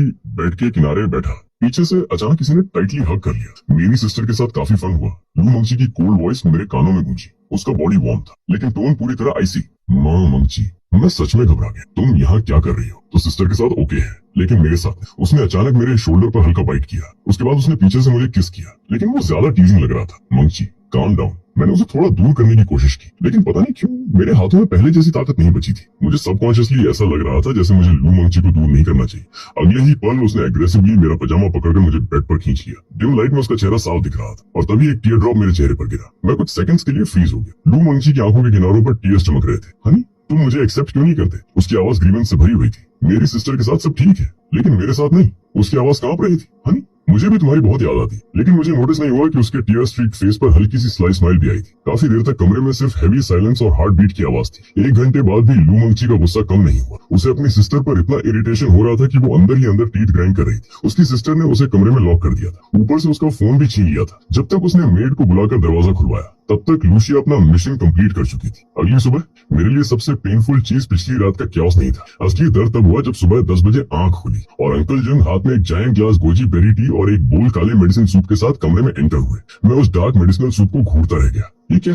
मेरे चेहरे पर इंस्टेंटली डेंजर वाला एक्सप्रेशन आ गया। अंकल जंग ने मुझे मीनिंगफुल नजर से देखा। मिस्टर मो हेल्दी है, लेकिन जो नरिश करना चाहिए वो तो नरिश करना ही पड़ेगा। उन्होंने पूरी सीरियसनेस से कहा, ये एल्डेस्ट यंग मिस ने स्पेशली एक famous traditional Chinese medicine doctor से बनवाया है, किडनी काल्मिंग मेडिसिन। मेरा चेहरा तुरंत बिगड़ गया। मैंने आज तक फीटस काल्मिंग मेडिसिन सुनी थी, ये किडनी काल्मिंग क्या होता है? अंकल जंग बिल्कुल सीरियस एक्सप्रेशन में बोले, सीधे बोलूं तो किडनी रिप्लेनिशमेंट। मैं तुरंत उन दोनों कल्प्रिट सिस्टर्स को ढूंढने निकलना चाहता था, लेकिन अंकल जंग ने कामली बताया कि मेरे उठने से पहले ही दोनों सिस्टर्स बच्चों को लेकर लुओ फैमिली के ओल्ड रेजिडेंस वापस चली गई थी। ओल्ड मैडम लुओ अपने ग्रैंड डॉटर्स को मिस कर रही थी। असल में दोनों लिटिल मिस बार बार डैडी को ढूंढ रही थी। अंकल जंग ने स्माइल दबाते हुए कहा, लेकिन एल्डेस्ट यंग मिस और सेकंड यंग मिस ने समहाउ उन्हें रोक लिया। फिर उन्होंने कैजुअली ऐड किया, और हाँ, आज लंच में आपके लिए एल्डेस्ट यंग मिस ने खास मेन्यू ऑर्डर किया है, stir fried kidneys, bull soup और ऑयस्टर्स। बस बस बस, मैंने तुरंत ग्रेटेड टीथ के साथ उन्हें रोका। मेरी हेल्थ बिल्कुल फाइन है। फिर मैं वो मेडिसिन बॉल उठाकर एक ही सांस में पी गया। टेस्ट इतना टेरिफाइंग बेटर था कि मुझे लगा पिछली रात का डिनर बाहर आ जाएगा। ब्रेकफास्ट स्किप करने की वजह से अंकल जंग ने ऑलरेडी लंच भी प्रिपेयर करवा दिया था और जैसा एक्सपेक्टेड था, हर डिश सस्पिशियसली नूरिशिंग दिख रही थी। खाना खत्म करने के बाद मैंने कैजुअली कहा, मुझे मो फैमिली हाउस जाना है। ये सुनते ही अंकल जंग थोड़ा सरप्राइज दिखे। मैंने ऑनेस्टली अपना पर्पस बताया। मुझे नहीं लगता मो चांग शान इतनी आसानी से पैसे देगा। शायद आज सिर्फ सिचुएशन ऑब्जर्व करनी पड़े। अंकल जंग कुछ सेकंड सोचते रहे। पिछली बार जो अगली सीन हुआ था, उसके बाद अगर आप अकेले गए तो शायद वो लोग ट्रबल क्रिएट करें। मैंने सिर हिलाया। इट्स ओके, मैं ऑथराइजेशन लेटर साथ नहीं ले जा रहा। आज शायद पैसे मिलेंगे भी नहीं। जैसे ही मैं निकलने लगा, अंकल जंग ने मुझे नई कार की दी। बाहर ब्लैक फरारी खड़ी थी, वही जो लू मंची ने खरीदी थी। सिस्टर्स के साथ रहने के बाद मुझे अब कार मॉडल्स और प्राइसेस की थोड़ी नॉलेज हो गई थी। ये फरारी करीब 5 मिलियन युआन की थी। मैंने हेल्पलेस होकर लू मंची को कॉल लगाया, लेकिन उसने फोन पिक नहीं किया, सिर्फ एक मैसेज भेजा, ब्रदर अगर कार के बारे में बोलने वाले हो तो मैं कॉल नहीं उठाऊंगी। एक्चुअली मैं उसे थोड़ा स्कोल्ड करना चाहता था। कल रात एक्साइटमेंट में उसने मेरे शोल्डर पर इतना हार्ड बाइट किया था कि सुबह ब्रूज पड़ चुका था। लेकिन आखिर में मैंने कुछ नहीं कहा और कार की एक्सेप्ट कर ली। जाने से पहले मैंने क्वाइटली अंकल जंग के कान में कुछ वर्ड्स विस्पर किए। ये सुनकर वो जेन्युइनली शॉक्ड रह गए, फिर अचानक हंस पड़े। मिस्टर मो, आपको लेकर मैं सच में कंफ्यूज हूँ। कुछ देर बाद वो एक बैग लेकर आए। मैंने अंदर चेक किया, सेटिस्फाइड होकर नोट किया और फरारी लेकर मैनर से निकल गया। अंकल जंग जाते हुए कार को देखते रहे और खुद से बोले, मिस्टर मो ऊपर से इतने नॉर्मल लगते हैं, लेकिन अंदर कहीं न कहीं काफी क्रेजी भी है। उसके बाद उन्होंने तुरंत लूशिया को फोन लगाया। एल्डेस्ट यंग मिस, मिस्टर मो अकेले मो फैमिली हाउस गए। उन्हें लगता है मो चांग शान आसानी से पैसे नहीं देगा। दूसरी तरफ लो फैमिली ओल्ड रेजिडेंस में लूशिया रेड वुडन चेयर पर लेग्स क्रॉस करके बैठी थी। उसका एक्सप्रेशन पूरी तरह कोल्ड था। मुझे सिर्फ इस बात की चिंता है कि वो लोग मो शुआन को परेशान ना करें। उसकी आवाज डेंजरस काम थी। नर्सिंग होम वालों को अलर्ट रखो। अभी मो फैमिली के पास उसे थ्रेटन करने के लिए सिर्फ उसकी ग्रैंडमदर बची है। अंकल जंग थोड़े हेजिटेंट लगे, लेकिन अगर वो लोग फोर्स यूज करें तो। ये सुनकर लूशिया हल्का सा कॉन्फिडेंट लाफ करने लगी। डोंट वरी, मो फैमिली की औकात मुझे अच्छी तरह पता है। उसकी आंखों में टेरिफाइंग कॉन्फिडेंस चमक रहा था। उनकी फैमिली क्या, इवन लुओ फैमिली भी मो शुआन को मुझसे छीन नहीं सकती। लुओ फैमिली के बॉडीगार्ड्स में भी ऐसा कोई नहीं जो मो शुआन को हरा सके। अंकल जंग की बात सुनकर लूशिया बस हल्का सा मुस्कुराई। तो फिर टेंशन लेने की जरूरत नहीं है। कॉल कट करते ही वो चेयर से उठने लगी, लेकिन अचानक उसके कदम थोड़े डगमगा गए। पिछली रात याद आते ही उसके लिप्स पर अनकंट्रोलेबल स्माइल आ गई। अगर मेरी सिस्टर बीच में इंटरफियर ना करती, उसने धीरे से खुद से कहा, तो रात और परफेक्ट होती। दूसरी तरफ मैं फिर से मो फैमिली विला पहुंच चुका था। गेट के अंदर कदम रखते ही मेरे दिमाग में सिर्फ एक थॉट आया, सच में मैं अब जिस जगह रहता हूँ उसके सामने ये विला कितना लो क्लास लग रहा है। खुद पर सार्कास्टिक स्माइल आई। लगता है इंसान सच में जल्दी लग्जरी का आदी हो जाता है। डोर पुश करते ही फैमिलियर फेसेस दिखे। ओल्ड मास्टर मो सोफा पर बैठे थे। मुझे देखते ही उनका चेहरा इंस्टेंटली डार्क हो गया। मो चैंगशान ने कोल्ड स्नॉट किया और दूसरी तरफ देखने लगे। किनी एक्सप्रेशनलेस थी, लेकिन उसकी आईज मुझे ऊपर से नीचे तक स्कैन कर रही थी। साइड में बैठा मो जिनपिंग मुझे ऐसे घूर रहा था जैसे उसकी आंखों में पॉइजन भरा हो। वहीं दूसरी तरफ मो फैमिली की एल्डेस्ट डॉटर मो किंग सरप्राइजिंगली काम बैठी थी। मो फैमिली की तीनों डॉटर्स ने किनी की ब्यूटी इनहेरिट की थी, लेकिन मो किंग सिर्फ ब्यूटीफुल नहीं, बेहद एलिगेंट और डेंजरस ऑरा वाली वुमन थी। ओह, पूरा फैमिली गैदरिंग चल रहा है। मैंने डिलिबरेटली पंचेबल स्माइल के साथ हाथ हिलाया। चेयरमैन मो, मैं अपने पैसे कलेक्ट करने आया हूँ। Too rebellious brat. Mo Changshan ने टेबल पर हाथ मार दिया। कौन से पैसे?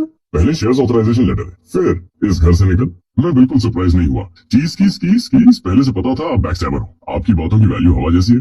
फिर मैंने कैजुअली ऐड किया, क्या हुआ अगर शेयर्स ना दूं तो फिर से 8 बॉडीगार्ड्स बुलाओगे जिन्हें मैं फिर हॉस्पिटल भेज दूं। ये सुनते ही वो चैंगशान का चेहरा ग्रीन पड़ गया। वो जेन्युइनली मुझे सबक सिखाना चाहता था, लेकिन प्रॉब्लम ये थी कि इस फैमिली में कोई मुझे फिजिकली हैंडल नहीं कर सकता था। तभी ओल्ड मास्टर मो ने कोल्ड वॉइस में कहा, मो शुआन, मैं सिर्फ एक बात पूछूंगा, क्या तुम्हारी ग्रैंडमदर आखिर तक मेरे खिलाफ खड़ी रहने वाली है? मैंने शोल्डर श्रग किए। ये सवाल पूछने का क्या मतलब है? आपने ही तो उन्हें घर छोड़ने पर मजबूर किया था। ओल्ड मास्टर मो मुझे ऐसे घूर रहे थे जैसे मेरे चेहरे पर गिल्ट ढूंढना चाहते हो, लेकिन मुझे फर्क ही नहीं पड़ रहा था। ग्रैंडपा, उस टाइम क्या हुआ था आपको सबसे अच्छे से पता है। मैंने सीजन की आंखों में देखते हुए कहा, और इन्हें भी। मैंने मो चैंगशान और किनी की तरफ इशारा किया। इतनी उम्र में भी शेमलेसनेस कम नहीं हुई आपकी। किसी और की बेटी को प्रेग्नेंट कर दिया, फिर पता चला बच्चा आपका था ही नहीं। तो इंसॉलेंट ब्रैट। ओल्ड मास्टर मो ने गुस्से में ग्लास उठाकर मेरी तरफ फेंका, लेकिन वो मुझे टच तक नहीं कर पाया। ग्लास फ्लोर पर गिरकर टूट गया। मैंने उस टाइम कहा था मैं ड्रंक था। ओल्ड मास्टर मो की आवाज गूंज उठी, तुम्हारी ग्रैंडमदर आखिर कब तक इस छोटी सी बात को पकड़े रहेंगी? छोटी बात? मेरी आंखें इंस्टेंटली कोल्ड हो गई। ग्रैंडपा, आपको खुद पता इशू सिर्फ इतना नहीं था। तभी किनी अचानक खड़ी हो गई। बस करो। उसकी आवाज इरिटेटेड थी। ग्रैंडपा, जो चाहे बोल सकते हैं, लेकिन तुम नहीं। अभी अपोलोजाइज करो। Sorry, impossible. मैंने बैग थोड़ा टाइटन करके पकड़ा। अगर पैसे नहीं दोगे तो शेयर्स बाहर बेच दूंगा। ऑनेस्टली मुझे पता था आप लोग शेमलेस हो, लेकिन इतने होंगे ये एक्सपेक्ट नहीं किया था। तभी अब तक चुप बैठी मो किंग ने पहली बार बात की। लिटिल ब्रदर, बात को इतना अगली क्यों बना रहे हो? उसके चेहरे पर स्माइल थी, लेकिन आईज पूरी तरह कोल्ड थी। फैमिली के पास अभी इतना कैश अवेलेबल नहीं है। Let's compromise. उसकी आवाज बेहद स्मूथ थी। तुम शेयर्स दे दो और डैड तुम्हें 300 मिलियन देंगे। इसके अलावा सिटी सेंटर वाला मेरा अपार्टमेंट भी तुम्हें ट्रांसफर कर दूंगी। कॉम्पेंसेशन समझ लो। उसके वर्ड सुनकर मैं अंदर ही अंदर स्नीर कर उठा। क्या डेंजरस वेनमस स्नेक है। मो जिनपिंग से कहीं ज्यादा स्मार्ट और कैलकुलेटिंग थी। मैं ऑथराइजेशन लेटर लाया ही नहीं। मैंने काम नहीं कहा। वैसे भी ग्रैंडमा इतने पैसे लेना नहीं चाहती। फिर मैंने इंटेंशनली उसकी तरफ देखते हुए कहा, लेकिन सिंस एल्डेस्ट सिस्टर ने खुद कहा है तो मैं भी थोड़ा कॉम्प्रोमाइज कर सकता हूँ। मोकिंग ने तुरंत मो चैंगशान की तरफ देखा। डैड, अगर शेयर्स बाहर लीक हो गए तो कंपनी के लिए अच्छा नहीं होगा। फिर उसने मेरी तरफ देखकर कहा, मैं तुम्हारे लिए नई कार भी बाय कर दूं और पर्सनल तौर पर एक्स्ट्रा 10 मिलियन दूंगी। ये सुनते ही साइड में बैठे हुए जिनपिंग का चेहरा पूरी तरह डिस्टॉर्ट हो गया। वो अपार्टमेंट जिंगडू के सबसे एक्सपेंसिव लोकेशंस में था। उसने खुद 2 बार मांगा था, लेकिन मो किंग ने साफ मना कर दिया था और अब वही चीज वो मुझे देने को तैयार थी। पहले 300 मिलियन निकालो, मैंने कैजुअली कहा, बाकी बातें बाद में। मेरे हाथ में पकड़ा बैग धीरे धीरे लूज हो गया। लगता है आज इसकी जरूरत नहीं पड़ेगी। इतना कहकर मैं बिना और बात बढ़ाए बाहर निकलने लगा, लेकिन जैसे ही मैं अपनी फरारी के पास पहुंचा, पीछे से मो किंग की आवाज आई।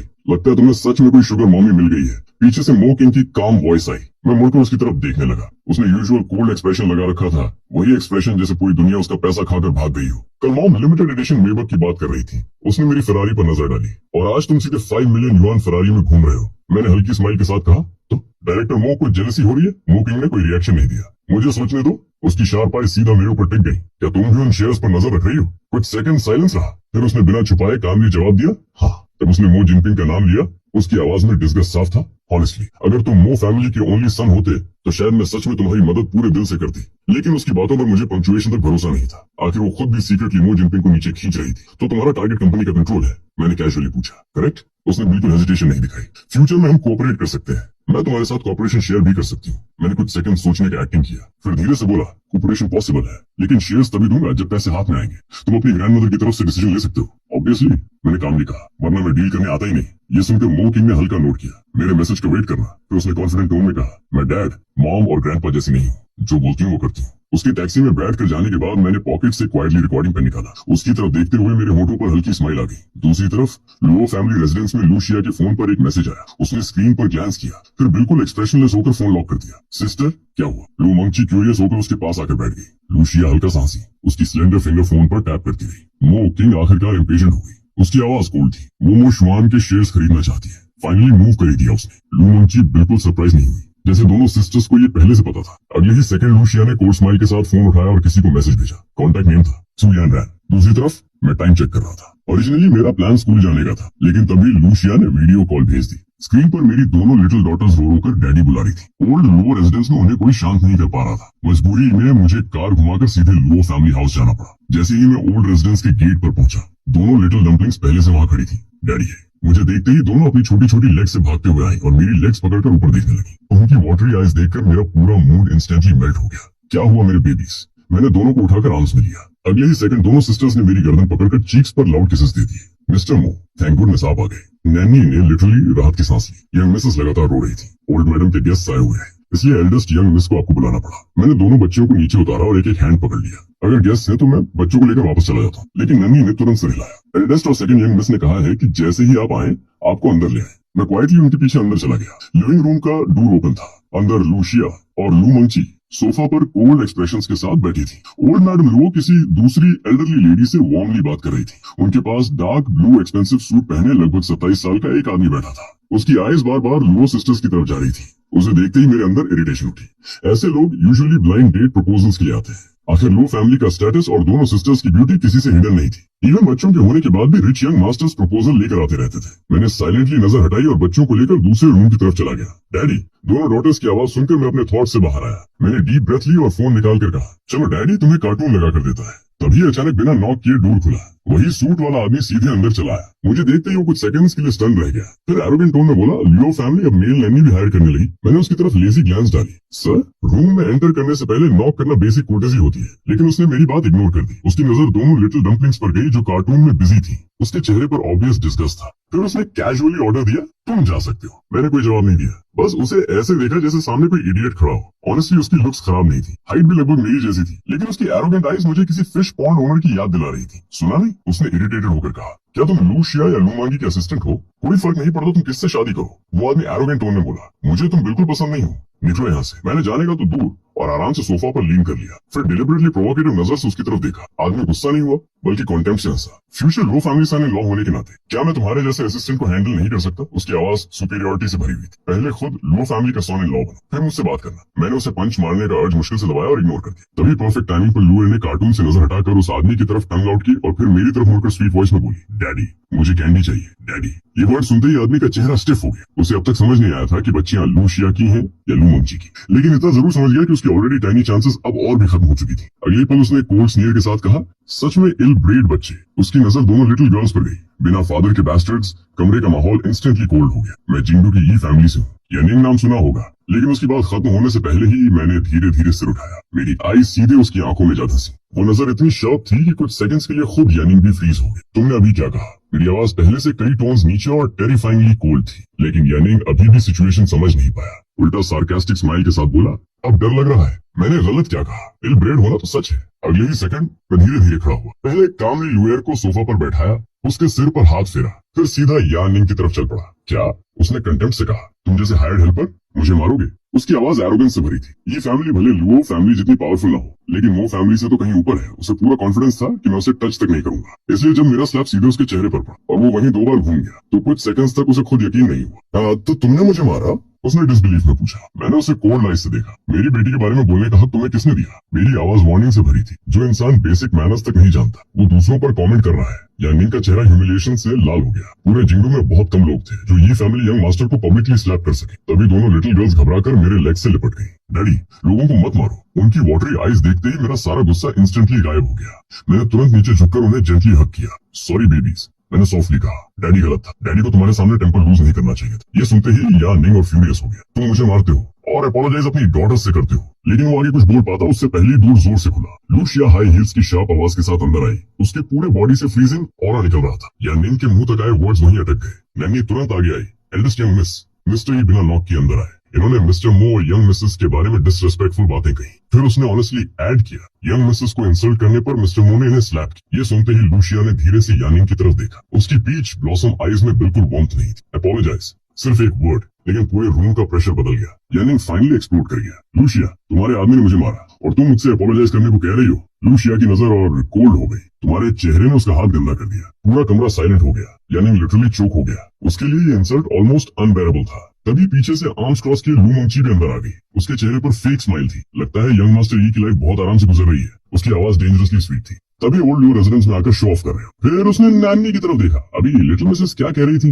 नैनी ने ऑनेस्टली जवाब दिया, यंग मिसेस डैडी को बुला रही थी और मिस्टर ई ने उन्हें फादरलेस बास्टर्ड्स कहा। ये सुनते ही यानिंग का चेहरा रेड और व्हाइट के बीच बदलने लगा। वो हमेशा एरोगेंट रहा था। ऊपर से उसे जेन्युइनली लगता था कि लुओ सिस्टर्स के इलिजिटिमेट चिल्ड्रन एक्सेप्ट करना वो उन पर फेवर कर रहा है। लेकिन वो भूल गया था कि ये लुओ फैमिली का टेरिटरी है। यहाँ ये फैमिली हेड तक अपनी आवाज नीचे रखता। Get out. लूशिया ने दूर की तरफ इशारा किया। उसकी आवाज में कोई इमोशन नहीं था। यानिंग ने मुझे हेटफुल ग्लेयर दिया, लेकिन एक वर्ड बोलने की हिम्मत नहीं हुई। आखिरकार वो जल्दी से बाहर निकल गया। जैसे ही आउटसाइडर्स गए, लूशिया और लू मंची का कोल्ड ऑरा इंस्टेंटली डिसअपीयर हो गया। दोनों सीधे मेरे पास आ गई। तुम ठीक हो? उनकी आवाज अब पूरी तरह सॉफ्ट थी। मैंने गिल्टी एक्सप्रेशन के साथ सिर हिलाया। गलती मेरी भी थी। बच्चों के सामने मुझे हाथ नहीं उठाना चाहिए था। It's okay.